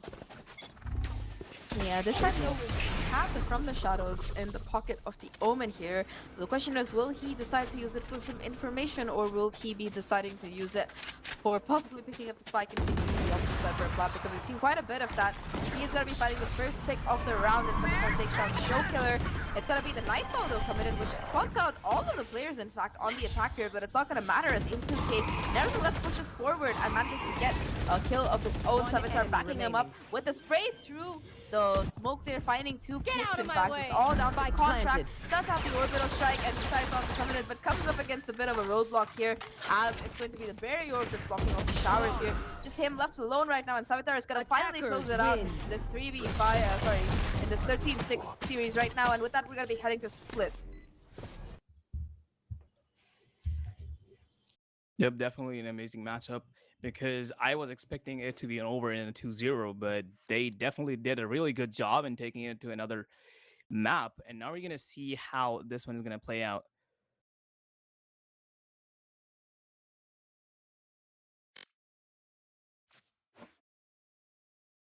It's going to be a toss for a side. Well, hopefully, looking at it so far, both teams seem quite comfortable on defense here. So it might be the advantage going to them, especially on a map like Split, you know, because you do want to try and start off on defense to get enough rounds on the board if you're on defense and you're feeling quite confident, because it's really annoying to attack on Split. Even with the changes that have come through, it's rough.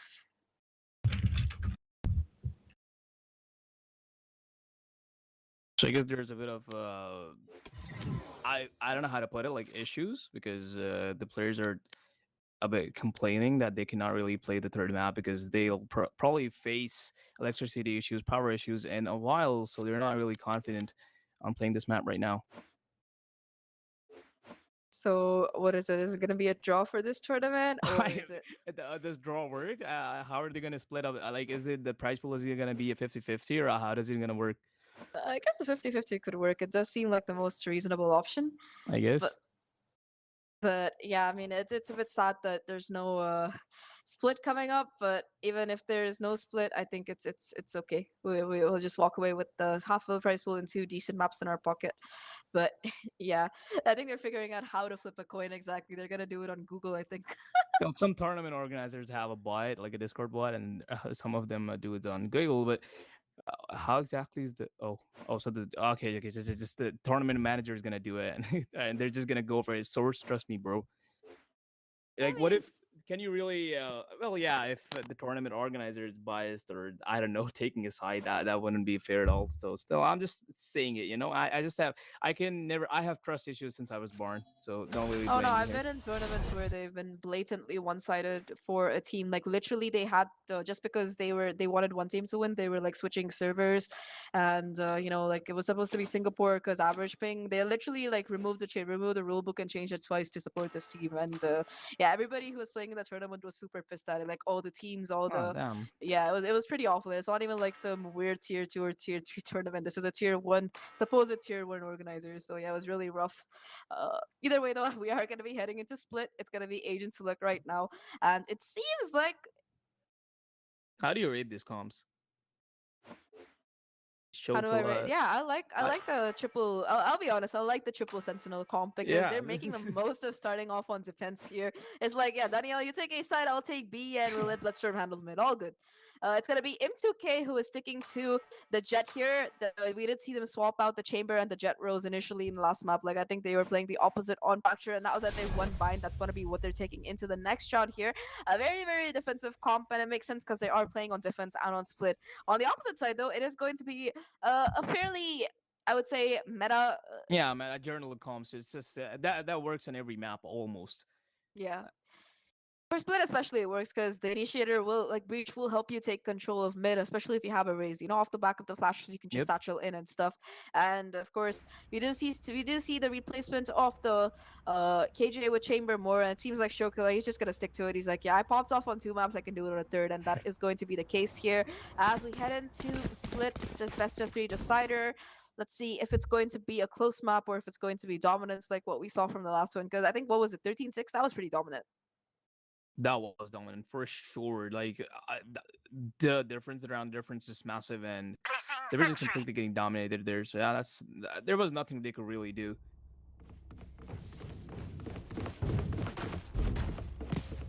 And now, since we're heading into the next, the final decider map, and the pistol round is going to be starting any second now, you're going to see how attackers decide to play this out, because I'm seeing them slowly gathered outside B, and we might just see a mid take coming in, or a B hold. I'm not entirely sure how they're going to play this.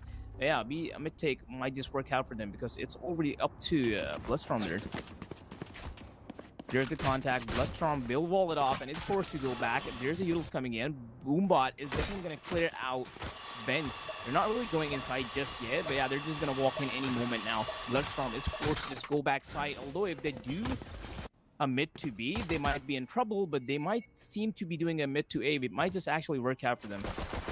Not really making any decisions right now. They're going to gather some info and then make their next move. Chokila all alone on B with his headhunter out. Does spot one, but isn't really gonna commit to it. Might just walk into B side though. That's really risky coming in from Chokila, but still they need the information. They need the kills. Slowly gathering towards B. A. Sorry.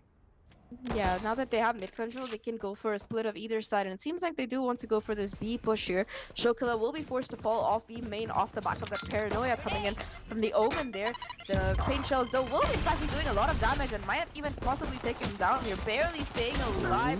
Bloodstorm does manage to do some damage to Albexo, but nevertheless he will find the kill here. M2K will be caught on the rotate as well. Tries to dash into player Bravo's face, but it's not going to really work out here, as the paint shells will be thrown heroically off the ropes here. M2K finding one, but taking a lot of damage in the process, so that's going to be a 4v2 right now. However, the two players remaining do have sheriffs, and have one an actual sheriff and one with the headhunter, so if they can push some heads or even get a couple of body shots in, it might be what they need here. However, that's going to be the rendezvous destroyed, so that's no TP available, and both these players are so low right now. It's just going to be up to M2K, who will get spammed through the smoke of all this. Yeah, that's going to be an almost flawless attack coming in from the attackers. Yeah, defenders is done for now. Hopefully we're gonna go with just. I mean, we might just see some headhunter bullets coming into the pocket of Daniels. Yeah, he definitely bought some, but still, I don't really think he's gonna be able to hold off a lot of people, because in equal rounds such as this one, the most damage that can be done are by Chamber's headhunter. Still though, I'm just gonna go with a shorty. Might be able to make some use of it, but he's not on the correct side, because the attacker's just going on different. It's going to be the same take on. There's a mid take. Daniel just fire a bullet, but Al is faster to just take him down right away. That satchel failed a bit, but still going to make his way up towards Heaven, finding another kill. It's eco, pretty just basic. He's just going straight forward, mowing everyone down as he sees them.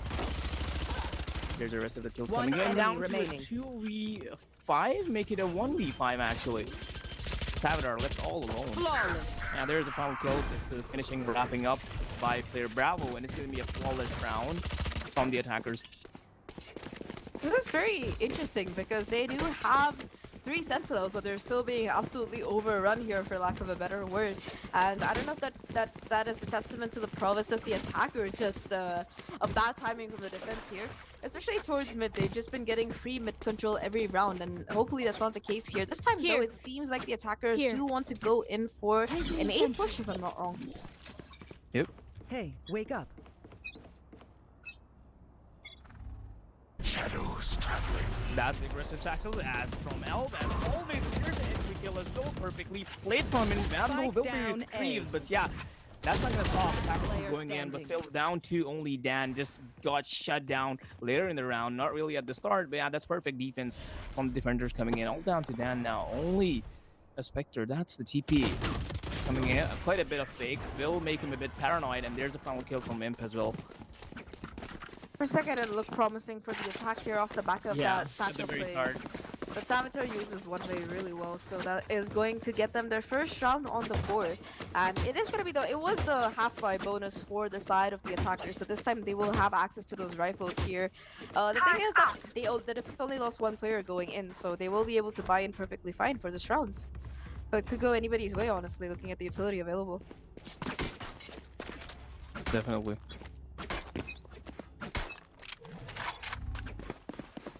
There's a mid take, the same old mid take again, and the ball is gonna go down. El as aggressive as he always is. Got the boom off the events.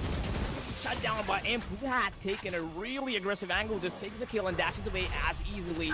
Player Bravo, though, is going to clear out Wentz. And going inside the smoke, there's the perfect shot from Anik onto Shokila, who always lurks in B main. He has been completely shut down, so there's going to be a change of plans from attackers coming in. They're slowly going towards Wentz. Might be able to find someone Wentz. There's Omen completely spotted by the trademark. Bloodstorm is there. Choke them, but no. Another rotation coming in. They're going to go towards B Heaven, but yeah. The response is there as well. Perfect time. This Chamber might be able to do some damage. Daniel. But yeah, he's going to be locked off by that smoke. I don't think he's going to take the risk of pushing through it. Yeah, there's the perfect execute coming in, but he just walks out of smoke at the perfect time. Almost finds some, two players there, but Dan is going to be the only one to get taken down. Oh no, but Anik and Daniel both go down here. And that's gonna be a 2v2 right now. The Sage and Omen left for both sides here. In fact, Contract, if he finds one more kill, you might even have the Resurrection on board. And both players are gonna be fairly healthy as well. It's gonna come down to the defense to try and take them out here. The crossfire being held could be deadly if the player from the CT walks out too soon, but I think that the Omen Savitar has been walled off here. At least he's managed to push forward. The barrel will be spotted. It's gonna be Contract getting the first kill. Peeks out for the second, will be taken down, but Bravo gets the trade. And with that, what seemed to be an almost unwinnable situation, which was a 4v2, I believe, is played out really well by the attack. That's gonna bring them to 3-1 here. Perfectly converted and gonna reward them with the round. So it's now down to really because the defender side economy is just completely in shambles right now. They don't have really a lot to work with, although that Vandal is gonna be seen on the hands of Savitar, but the rest of them are just going to Spectres, Marshals, or Judges. So that's really all they have to work with right now. Savitar, though, is really known to be good with that one way. And Vandal especially in his hand, and since we can see attackers slowly gathering outside A, they might just get caught in Savitar's perfectly set up trap. Although this time around, he's gonna play from screen. He's not taking really the risk to play that really close, but can you see Elb on the other side of the map? He just unleashed his showstopper, just went inside side and almost did some damage, but completely shut down. Imp is gonna unleash his Blade Storm. This one already looking in the favor of defenders right now, but the spike is gonna go down. Hey, there's a perfect peek from this move from Savitar, but there's a trade from player Bravo as well. They should have planted first safe a bit because they didn't really have a lot of information in Heaven going on. What's going on in Heaven? It's now down to a 3v3. The retake has to come in. This might just be possible because two Vandals have been recovered. And the Marshal into the hands of Anik. He's gonna swap it for a Judge. I mean, it's not a bad idea, especially when you're pushing into this elbow region here. In the meantime, the Blade Storm pushing towards this player might find anything on it, does manage to take down Dan here. Player Bravo, though, he already has 3 on the round here. He manages to pick up one up as well. Showkiller does kind of one. It's all in the hands of just M2K, who has been brought down to 23 HP here. Both these players are kind of low here, and Showkiller is going to clean it up. 3 for the Omen, 2 for the Chamber, and with that, it seems like the attackers have, you know, finally found what seems to be considerable momentum here because they didn't lose the pistol. I'm sorry, they didn't lose the round after the pistol, but after that they've just been slaughtering their opposition. With complete dominance over there. That works. They might try to go for the B orb here, I think, for the tour de force for Daniel. B or the A orb, yeah, I think they will try to possibly go for the B orb so they can try to make something work here. But it seems like Daniel doesn't really have any backup. Now, will he even have enough time to get the VR? Probably not, because he's going to go out with the head for perfect crosshair placement. Dinks Dan, but isn't really able to get the kill. Chokula not really stopping and just going to rush him with the Vandal kills there. And yeah, that's really over for the two. The Impulse is going to be unleashed the next round. He's coming in from Raider Bravo and Omen, and he's actually able to find a kill. The rest of the kills coming in from players at mid as well. Bloodstorm still somehow alive, still somehow standing. It's going to get the Phantom. And yeah, that's really all because the attacker is just gonna go back. There's a resurrection coming in. Really safe because yeah, they have just fell back. Spike's in the hand of Dan. It's gonna go down at B side. The retake has to come in. Defender's not really in a bad position, but still, Bloodstorm only has a Sheriff, not really a lot to work with. Showkiller is in a chokeable position, but not really. I don't think he's gonna find anyone because all of them, the whole retake is coming in from him in Contract. They want a perfect flank. They'll find his head off of Bloodstorm, doubling the kills up. Actually, 3K for him. Imdo finally climbing up the ropes to get the kill onto him, down to a 1v1. Activates his dashes onto Trike like a maniac. He's looking for the kill. He's hungry. Drops the very perfect timing. This is working out for them. Dan is really low. That first shock is gonna definitely push him out of position. Dan repositioning himself perfectly. Imp is definitely gonna predict that as well. And there's the kill. Might just be able to get the defuse as well and win the round. Or maybe not. Does he have it? Does he not? He probably I does. think he does. Oh my god, 0.22 on the close. clock. You guys suck. I think they got a little bit too greedy there. Contract who does manage to find 2 on alert, but if somehow it still closes it out, and that's gonna bring it to 2-4. I wish you could see a replay of that round there. But nevertheless, that is going to make things a little bit more better for the side of the attack here. I'm sorry, for the side of the defense here, because that was a round which they weren't really counting on winning, and it's going to put some money into the bank as well. And I think, in fact, off the back of that, we might even see the operator coming into the hands of M2K, who we did see pack a decent punch on it in the last lap. You want to play? Let's Shit, play.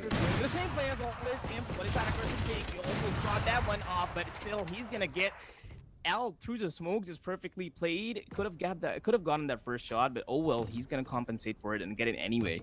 Player Blabo still playing really up close in the smoke. That's a flash. That's gonna push him almost out of position, but he's not blind at all. Perfect kill on to Player Bravo, still holding on to the position. Does activate the dash, and he's expecting more people to be there. Contract is gonna be spotted by that trade mag. What is that wall? This might just be able to catch Imp, and there's the operator down. It will be pushed a bit more by Savadar, and yeah, they almost got the head off of Savadar as well. But Savadar, though, still just taking him down to a 2v4 now. Tour de Force has been activated. That is an aggressive angle coming in from Daniel. He's actually even got TP back. That repick was a bit aggressive for him. Should have done it, but well, costed him his life. Lestrom really playing up close to sight right now. He's definitely waiting for the plan. It's a 2v3 here, and Dan, he has to clear this out. Will, in fact, check it off the back of that fault line. Will be able to take down the player as well. Doesn't go for the upgrade, which is a little bit weird. 30 but seconds nevertheless, left. Will try to get the flash, and in fact, Annie will miss here. It's gonna come down to just show killer in this 1v2 situation, and that's gonna be so many ults committed on this round for the defense, especially considering it's an eco. It's gonna be the defender. Killjoy, they really want to win this round. Killjoy ults as well as from the shadows, and with them, they're gonna lock show killer in position. I think overall the damage done was quite excellent for the attackers here because they managed to get 3 outs out of the way. They got the Tour de Force, the lockdown, as well as the from the shadows. And more than that, I think they also did manage to take down 3 players. So definitely a W coming in for them, especially I like that play coming in from the breach, the fault line and peak off the back of that. I think he might have heard Bloodstorm coming in there. Either way though, both teams should be having enough for a buy during this round, and Contract also does have his Resurrection available, so technically it could work out in their favor here because I'm pretty sure that Bloodstorm hasn't farmed us back up yet. And again, this mid aggression coming through is pretty traditional here. Show the wall instantly being broken more or less, and with that, it's going to be the Jet in fact coming up towards mid, possibly to back them up here. 2 players towards this B heaven stairs. Boombot though might in fact catch them out eventually. Maybe not. This is gonna wander around. Yeah, it's not gonna enter heaven. Side, missed lineup. Yup, TP from Player Bravo as always. He's just crazy Spike with the down, TP. mid. Show killer all alone at A, but kills coming out on the other side of the map. Defender's looking really strong here. Alb almost got the kill onto Daniel, but to no use. Show killer as the lurking person is gonna be the last one alive. He has been spotted by the alarm bot. So I can hear him saying like, guys, why do you guys die so fast? It's been 30 seconds in the round. I have to lurk my way up alone. Oh, perfect one tap onto Imp. That operator is down. Imp didn't have a chance to fight him. TP out of the way. He did expect a fake TP, but yeah, it's not one. 1v3 though now, and the spike is still dropped. At least if he had the spike in his control, he might be able to do something here. But so far, it just seems like an impossible task because he's been surrounded on 30 all seconds sides left. here. He has to find one pick somehow before he can even push towards the others. I think that he's just going to be waiting here, and Anuk has already lurked up towards the opposite side here. Doesn't matter though, because Savitar is going to find him in the end, and with that, it's going to be the scores equalized 4-4 right now.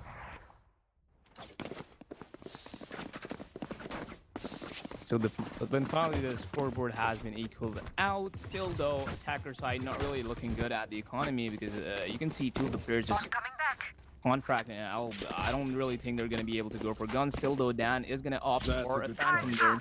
And he really do a lot. Okay, never mind. He just unbought. Hey, oh, Dan, equal. We're equaling, man. Okay, I'm gonna go with the Spectre. And yeah, that's the economy, and it's gonna be an equal round for the attacker side. Yep, Next is going to be the wall up, and this time the Bloodstorm's going to be playing a little bit aggressively off of that. Just try to spray in, but luckily for him, he decides to fall back because there are going to be two players up close here ready to take him down. And off the back of this wall, which I think this is the first time we're seeing this very basic execute here, usually because Contract is too busy tying towards the mid or getting fixed there. Either way, that they finally make their way into the side off the back of this utility, and it's going to be Savitar who takes down both Showkiller as well as Dan, who get a little bit too aggressive. At least they might be able to get the plant down. No, Bloodstorm decides to push on and is rewarded for his efforts here. All that's just the Omen here, and he's not going to be able to do anything. It's going to be a flawless round coming in for the side of the defense. Sure, it was an eco, but nevertheless, they managed to shine and take all their guns into the next round and also farm up some of those ultimates. I think that's a Bladestorm online again. Yeah, can we really see it being used though? Because he has the AWP, man. I think he's doing enough damage almost every round with the AWP. So 5-4, only another round. Who knows? We're gonna see how attackers finally play this and come back up from this 4-round dip. They're up against the defenders. Because defenders looking really strong. All the rounds are coming. It doesn't matter. It's a mid or B. They're getting shut down almost every round. But this time around, I think we're gonna see an A-take coming in. There's the boom bot, not really being hasty a lot, but still peaks coming in. There's the smoke though, but it is gonna sneak out of the smoke. We'll find out. El has to go back. Still gets damaged a bit by that boom bot. The restrictions coming in as well. It's a 5v5 once again. They're just going into sight, not really clearing sight for now, but still Showkiller is gonna find one. Bloodstone slowly coming in the flank. And still holding on to his position with the operator. Savitar and Bloodstorm doing all the damage they can right now. Elb is actually gonna find out. Savitar finally down to a 3v3. This is all gonna boil down to how well the defenders are able to hold on to this position right now. Bloodstorm has already cleared out all of this, so they know it's just sight they have to check, especially with the plant being closed here. Implies one, but Contract is able to trade out. It's going to be just one player left, the operator, and he's going to be hit by that breach utility and takes a lot of damage from the paint shows as well. Does manage to hit the commando instead. Get the headshot, in fact. Just needs one more to close out this round here, but the flash is going to push him back here, and there's no time left. He's just going to take the op and book it here for his save. And with that, they're going to be able to take the round here, and it's going to be 5-5 again. This map is going so close here, Holler. This definitely, I mean, hey, if this was exactly the case in the first map. Yeah, probably in the first map. They were going really toe-to-toe, and then it just got separated, and the round deficit was just crazy after a while. So I don't know. This might just get big in a while. So yeah, let's just see. I'm not really making any predictions. As for now, it's gonna be a 5v5. It might continue this way. It might not. We're yet to see. All things considered, though, I think this is quite good for the side of the attack here because they are going up against 3 Sentinels and they're still going toe-to-toe with it. It's pretty interesting to see that they managed to see that level of damage. Daniel is going to be forced to fall back already off the back of that fault line. The one way, though, from Savitar might enable him to do a lot of damage here. Showstopper does get popped, but it's not going to matter because he's going to go down to the Paranoia and the Showstopper combination here. Both these players from CT as well. Contracts holding things strong towards Heaven as a spike goes down, finding yet another pick here. That's going to make it a 3v5 retake. Showkiller on the lurk, finding the third there. It's just 2 players left right now. That's a one on the operator. The Aftershock doing some quite a bit of damage to Imp 2K right now, and they're just going to try to go for the save, I believe, if possible. Might not be so because Showkiller is ready to catch them as they try to get away, and Bravo is there to clean it up. And with that, they're going to take the advantage here, and they're not even going to pick up the operator. They're like, yeah, we're on attack. We're just going to go running in with the rifle. It's all good here. So I guess this is going to be ending in a 6-6. Or a 5-5, you never know. Looking at the ults, it might be the case because they do have the Resurrection as well as the From the Shadows here. Especially the Resurrection is what I have my eyes on. On the opposite side, it's going to be the Tour de Force for Showkiller. Maybe that's why they didn't pick up the operator, because he's like, yeah, I have a better operator than anything you guys can pick up from the ground, you know? All good. Yep. I have my rifle and my Tour de Force. We go! So I don't need anything else. He already has popped it, I assume, and yeah. You want to play? Let's play. These guys just relied on mistakes the whole game now.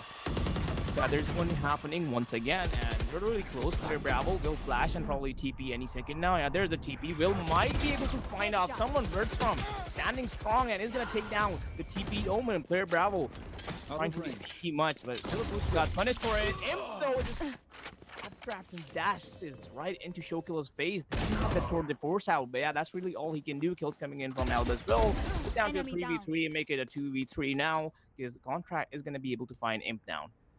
Thing is, if Contract can get a kill, get the orb, and get the plant, he'll have the resurrection back. So it might be interesting. And look at the position of these two players. They're just waiting for Bloodstorm to go in for the resurrection. They know that there is a body towards mid possibly, and they should be able to get one of the pick off of it. And that's what it seems like they're waiting for. Last At player least for a while. standing. And yep, they're gonna fight with One Daniel. enemy Trying to remaining. get the trades. Does get one, but Contract is there to close things out, and it's gonna be a 7-5 half. In fact, really, really well played by them. That was Switching read so well. sides. Yep, Daniel actually managed to make it close because if he were to get that final kill on Contract, it would have been around for himself. But oh bad, too bad. It's just got denied, and now that's really all he will amount to. 5-7 pistol round coming in of the second half.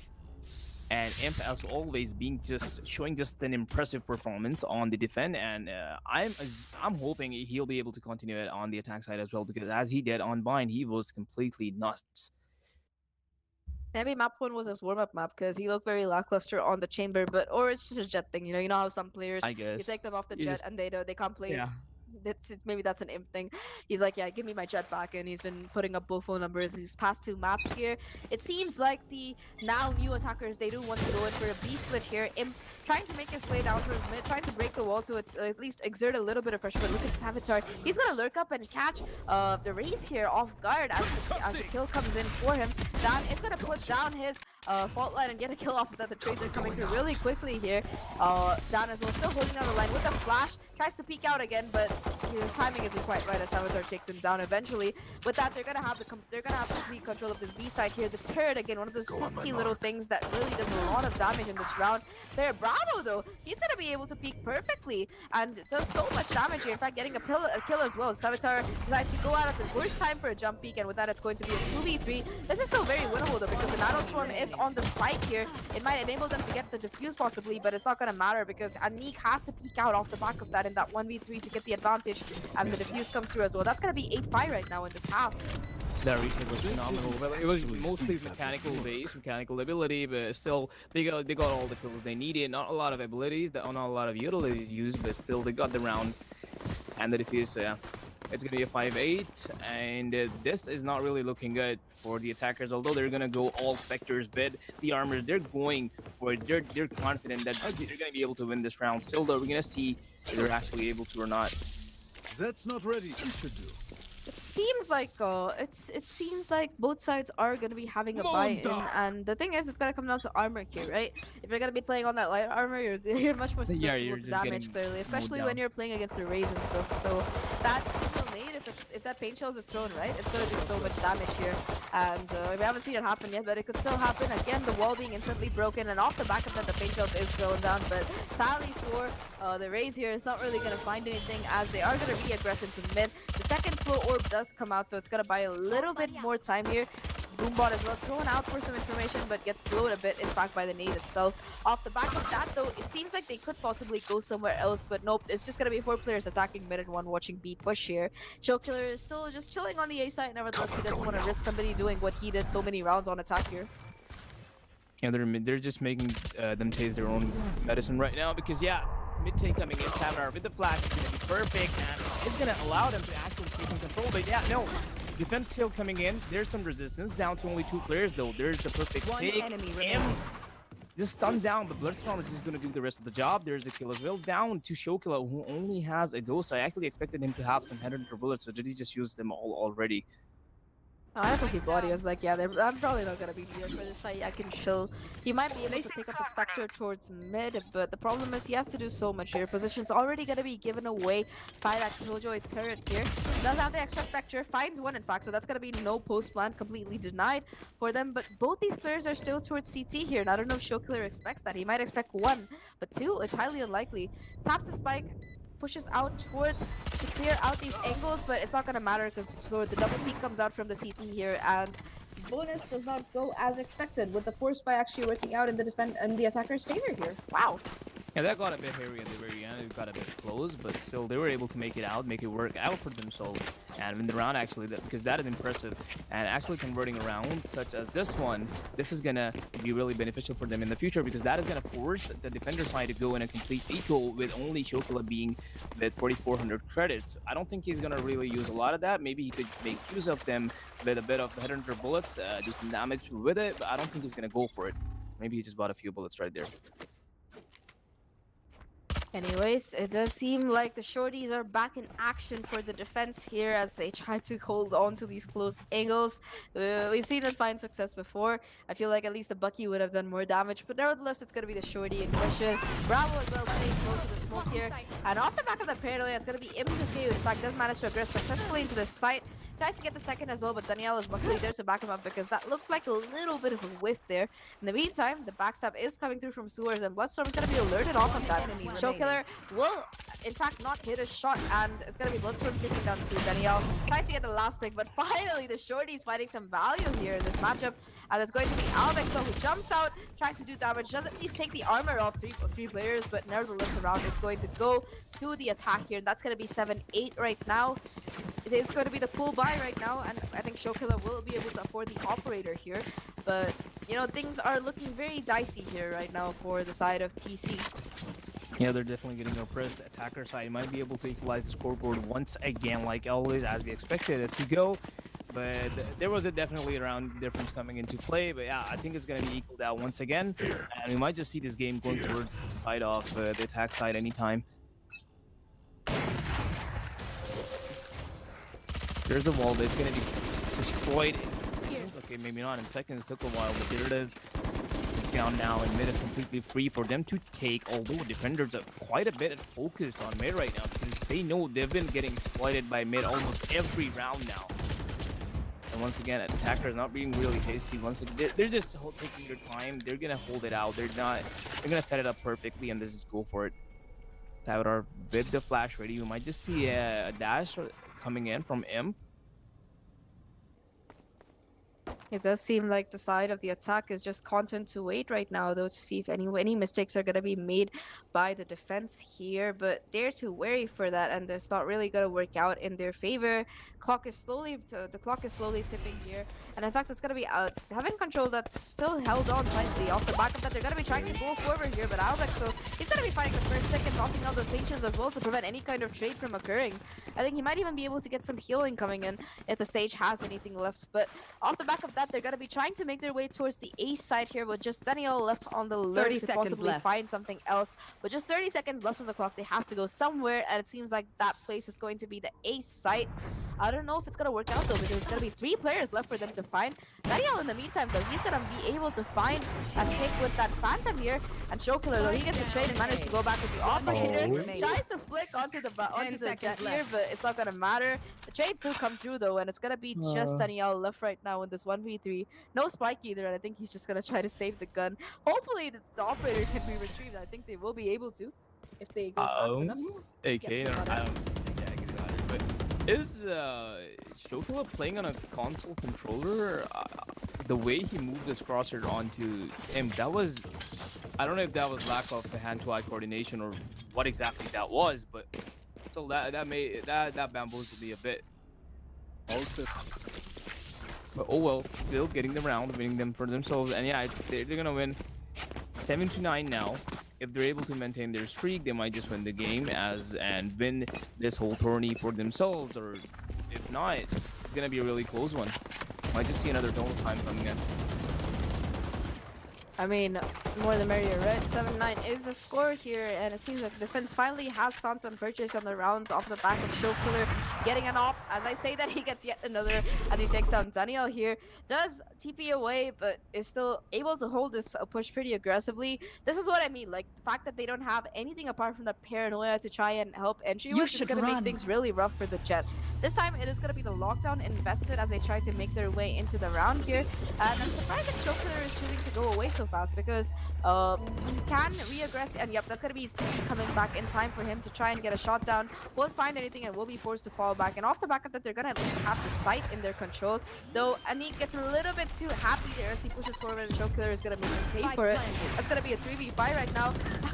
And off the back of the wallbang, in fact, it's gonna be Alvin getting the pick with the nades. 3 picks already for Showkiller, tries to get the 4th, but Savitar takes him down. It doesn't matter though, because the 3 kills has been the damage done, and that's gonna be double digits for right now for the side of TC. Yeah, we're slowly starting to see how this match is going, how this map is slowly definitely going panning towards the defender side, and Yeah, I don't really see this going far. I either don't make predictions at all, or I just make such bold predictions that I just see this going towards the defender side, and yeah, that might just actually happen.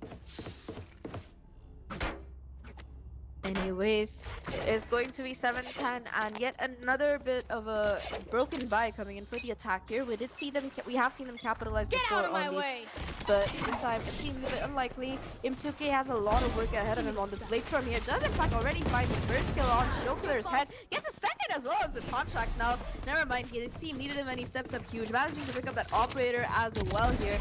It's gonna be player Bravo, the ref, to make the most here. Finds 2 before he goes in, and that's gonna bring it down to a 2v3. And the Killjoy is pretty low as well. You I don't will know if the not Resurrection is destroy available, and my in fact it is available, so that is going to be Im2K brought back into the game here with a possible shot at an ace here, I Spike think, or at least the planted. 4K. It's gonna be the work is cut out for the attack here, though. They do have the showstopper to try and clear out some room with already Albeck, so making sure that there's no lurk coming in. But you know, they have to take care of this heaven angle first, and that showstopper might be what they need. It's gonna be the whiff coming in from Imp here on the operator, and that's gonna let these players aggress towards site. That's gonna make it a 2v2 right now. However, 2 of them are really low here. It's gonna be the off is planted for main though, and Bloodstrom has lurked his way up towards heaven, so he might be able to get a pick. No, it's not gonna happen as Albeck still finds the headshot here. And it's not planted for Imp either, Yes. so Well, it just- kind of is, but it's just getting diffused from such an angle that he cannot see anything. No, so if you're gonna plant for main, there's a way where you can plan it that it's completely exposed to main here, but I don't think they had the time or the position to Yeah. get that plant down accurately, so a little bit of a misplay, but nevertheless get a it is drop? going to be 7-11 right now. So close to match point and series point here for the side of Thanks. the defense. So we're gonna see a match pause timer coming in for some reason. I don't exactly know, because some of the players seem to be celebrating that their power didn't go out when it was supposed to, and What on the the other hell? side, they're actually celebrating. So on the other side, I think there's some tech problem. One of their players is perhaps AFK, or not, I'm not entirely sure. How is our producer's power is gonna go out? How are we gonna be live if our producer is just gonna die? I don't know, man. Caster is fine at Enjoy. I don't know about Enjoy. I'm kind of hungry. I just want to end this and go get some dinner here. But either way, I don't know what's gonna happen if the power does go out. Are we gonna have like the win being given to the player with the most points, which is Team C right now, or are we gonna have this reconvene some other time and finish off? I don't know how it's gonna work there. I guess it's just gonna play out like let's say it's a 4v5. They're just gonna play it out, and whoever wins wins.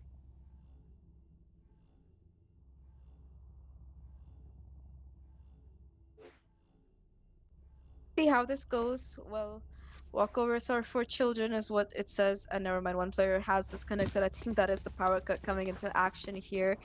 Hopefully he reconnects so we can actually go here.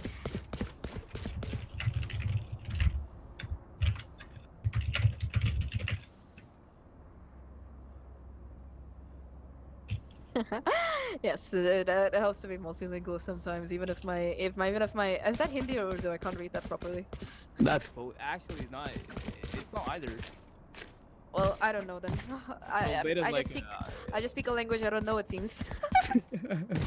It's not either, because it's like a, I don't know, an internet term. It's like sort of a, I don't know what to call it, but it's like a people used to just people just call themselves sigmas or just betas. Oh, So okay, I betas are thought just so. It's a bit of a miscalculation there. I read it as beta, which means child in Hindi. And I was yeah, like, I know okay. as well. Yeah, a bit awkward. But nevertheless, I Oh, like think. no way you just real time translated that. It just said that. Yeah. I mean, I can It is how translate it that. is. It's not that bad. I can real time translate some stuff. It's just I can't real time translate most stuff. It hasn't rained here since 12 minutes. Is the weather report coming in from wherever one of the TOs Ozimer lives in? Good to hear or bad to hear? I don't know what it is, because some people like rain here, they like rain where they live because they don't have to live in an area where the power goes out as soon as it rains. Like, I love rain by itself, but I hate whenever it rains where I live because the power instantly is like, bye bye, have a nice life. So Or it maybe they sucks. just cut it off, or I don't know, to just avoid some catastrophic disasters or something. Yeah, well, I don't know. It sucks because I don't really have a power backup right now. Where I used to live, it was fantastic because I lived next to the beach and I had my own power backup. And when it rained, it was just really, really nice. But right now, it just gets depressing, especially if I'm in the middle of casting something important. Like, I don't know. So far, I've been really lucky. Whenever I've been doing 8-pack game changers, the power hasn't gone. I think that I was so afraid that the first time I did it, I had to do it from like a gaming cafe because I was afraid in case the power goes, they Oh, might not call me that's- back here. So. Wait, was it gaming cafe empty or what? How did you No, they manage have to... so this is a place in Chennai, where I used to live, and Right. they have like a separate room for streaming. So Oh, it's right, just like that's great. soundproofed, and the back is like a green screen. It's fantastic. And they don't even charge people who come there to like cast or do tournaments from because they want to like promote them that's in so the community cool. and stuff. I know, right? I wish it was there in the city where I lived right now because it's not, and it's kind of annoying.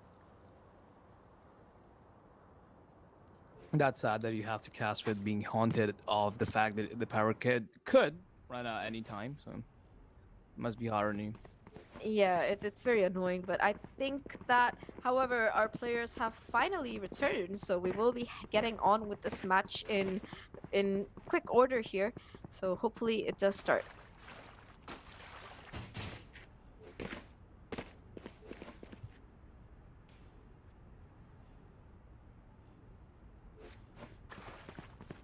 Bro. But yeah, in the meantime, if you guys are watching, show me and Holler some love on our socials, because you know, it would be nice to get some more followers, I'll be honest, and also some more traction. So I think we'll put in our ads. It's on the screen if you go back, but we'll also put in our ads on the chat at the end of the game.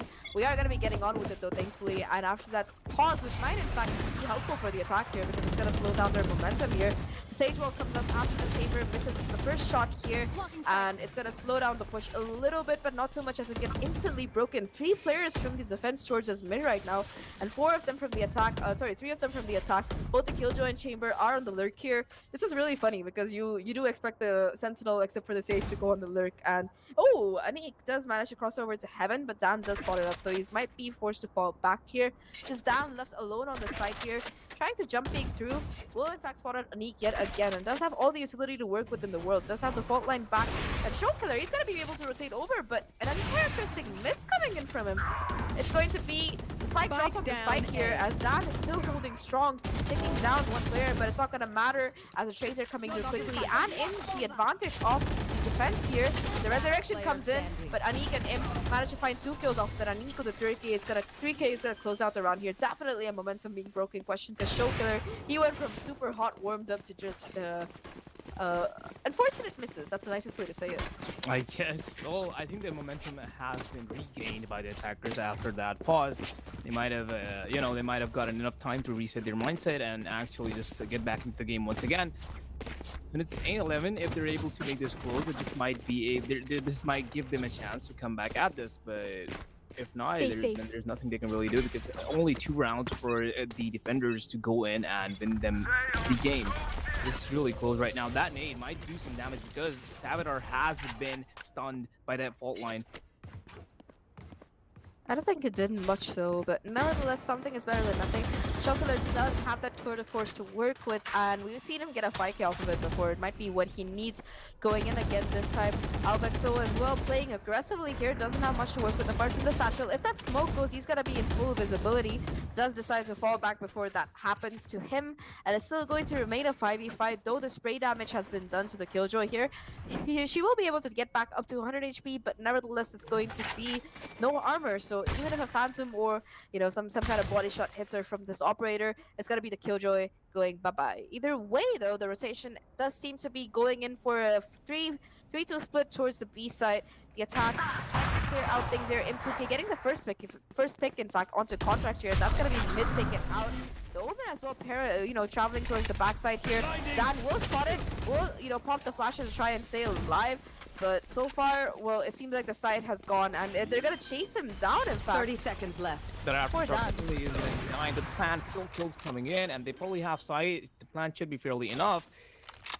Chocolate Spike on the other planted. side of the map does have his tours de force out, but can he really do much being there? Because he's gonna have to take a lot of close range fights right now, and the first one counter is gonna be Daniel. There's a perfect kill down to a 4v2, slowly converting this round. But I don't think he's going to be able to go far. Player Bravo should be supporting his teammate right now, but he's a bit paranoid about someone being behind him, someone flanking, or he's just going to go from main. Does he have time to do all that? I think at this point they're just gonna try and wait for exits and possibly maybe Yep. get the operator out of the hands of M2K here, as Showkiller has gone back to our CT as well. I don't know if he had time to pick up a gun either, so if he did manage to get that gun from Heaven or from wherever he got that pick, which he might have, I think, because it was towards TT deep CT, he might be able to save it. But so it just seems like it's gonna be a save here because the economy isn't really healthy for the defense right now, and they will need these 2 rifles going into the next round when the rest of the team isn't really buying. Showkiller will be fine because he does have all of his armor as well as his rifle he's picked up, so he will be able to buy it next round. It's only going to be the Omen which might have an issue here with economy. Yep, so the rest of them can be seen with guns. Well, still gonna equal them out. Alb is the only one that can be seen with just a classic. Probably will go for it. Yep, there's a Spectre in his hand, and come on, this is like bringing it real close right now. Just round by round, attackers slowly coming back, closing up the gap between the other team. Now there's the aggressive, somewhat aggressive mid-take coming in. The wall's going to be broken down, but still not a lot of stats or anything can be seen, although they don't have a raise. So yeah, no jet dash to be seen as well. But yeah, Imp is going to come real close up to the smoke, and he's going to see if he can find anyone through that mini micro gap in there. Aldo with the Bucky. Can he do some damage even? I don't know about this. It seems very, very rough right now for the side of the defense here because they don't know exactly where the attack is. And with that wall, it does seem like they'll be able to head and Showkiller finding one already. But oh, the Bucky is coming in this time for the side of TC here. And that beautiful paint show is in fact doing quite a bit of damage to the stage as well as the chamber. That's gonna make it a 2v. It's gonna make it a 3v5 right now in favor of attack. And look at Showkiller. This man just doesn't want to stop here. Already having found one on the round, he's taken Sewer's control and he knows that all these players from the attack are backed up towards mid. He makes his way forward, tries to go for the pick. Savitar finds one, but they're not going to be expecting this flank here, and Showkiller is going to take them to match point with that 3K. Finally in the round for the defenders after losing 2 rounds in a row. Well, that was really enough, but still attackers are gonna go with all the weapons they need, and because they're completely stacked with money right now, they are swimming in cash, but still will that be enough to actually hold them against the defensive side? We're looking at a really good spot right now. They only need 1 round to win the whole tournament, in fact, for themselves. And yeah, the mental pressure definitely there on the attackers. Yeah, I don't think they can really. We're gonna see a pause coming in because I think one of the players disconnected. I don't know who exactly because Daniel disconnected, and what exactly happened? I have no idea. He didn't because another. Oh, okay, that's the coach. So their coach and their player disconnected, both of them at the same time, I think. Bit rough, but either way, the DC happening at the worst time possible or possibly the best time, because the last time a DC did happen, they got like 3 rounds off of it. So maybe it's a strat again, possibly for them to get more rounds. I'm not sure if that's ethical or if it is indeed the case, because I might be just being my usual suspicious paranoid self here. Either way though, it seems like the defense have finally gotten hold of themselves after that round. And yeah, hopefully they manage to close it out soon here, because they seem, even though they seemed very weak on Bind, they seemed quite strong on Fracture, and on Split as well, they're doing a decent job. And yeah, I think the player has managed to reconnect, so we should be heading back into this match pretty soon. Either way though, do you think the overtime is, I know it's a possibility, but do you think it's probable here with the score being as close as it is? Well, yeah, definitely. It is probable if you put it that way. It is obviously, but still, I don't think it's really going to happen because it's only 1 round, right? There's attackers right now have to win 2-3 rounds to make it to an overtime, but I don't really see that happening because, well, defenders have been so far they've been good this half, not really, but still those 3 rounds in a row are something to be taken note of. And if they're able to do something like that in here, they cannot make a lot of mistakes, not make any give any free picks, not just get overwhelmed, make the right decisions. If they're able to win this round, it's really over for the attackers. Anyways, it does seem like the economy is so strong for them at least, so they will be able to buy it back in. However, this is the last round that they might be able to buy back in, so they will want to try and maintain the economy going forward. They do have a lot of ultimates to work with, especially something that I'm looking at is Anik's Killjoy ult here, just one away from fruition. They did manage to get the B side and the round off the back of that, so it seems like they're trying to do the same thing again. They'll probably go for the orb and try to get that ult into play. The thing is, it's a Killjoy ult, and you know what Killjoy ults are really weak to?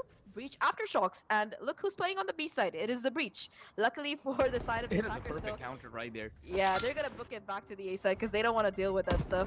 However, on the A side, it's gonna be Show Killer as well as the Omen waiting for them, and Imp might be the first casualty of this war. Yep, it's gonna be Show Killer finding the first pick here. I don't even know if there's a resurrection available right now for them to be able to bring It him is back not into right the now. game. But still, they Yeah. might just go for the orb, or maybe not, because I don't think it's really plausible. Them might just lose another player if they try to do that. But yeah, bit of change of plan. They were trying to go towards A, but since Shokla take down the first imp right away, they're lockdown sprays coming down, and they already started Blitzstorm. They're still holding. You it. should Somehow it's gonna take down the holding position. There's a showstopper unlocked, and it's gonna take down Savitar, who's up really close.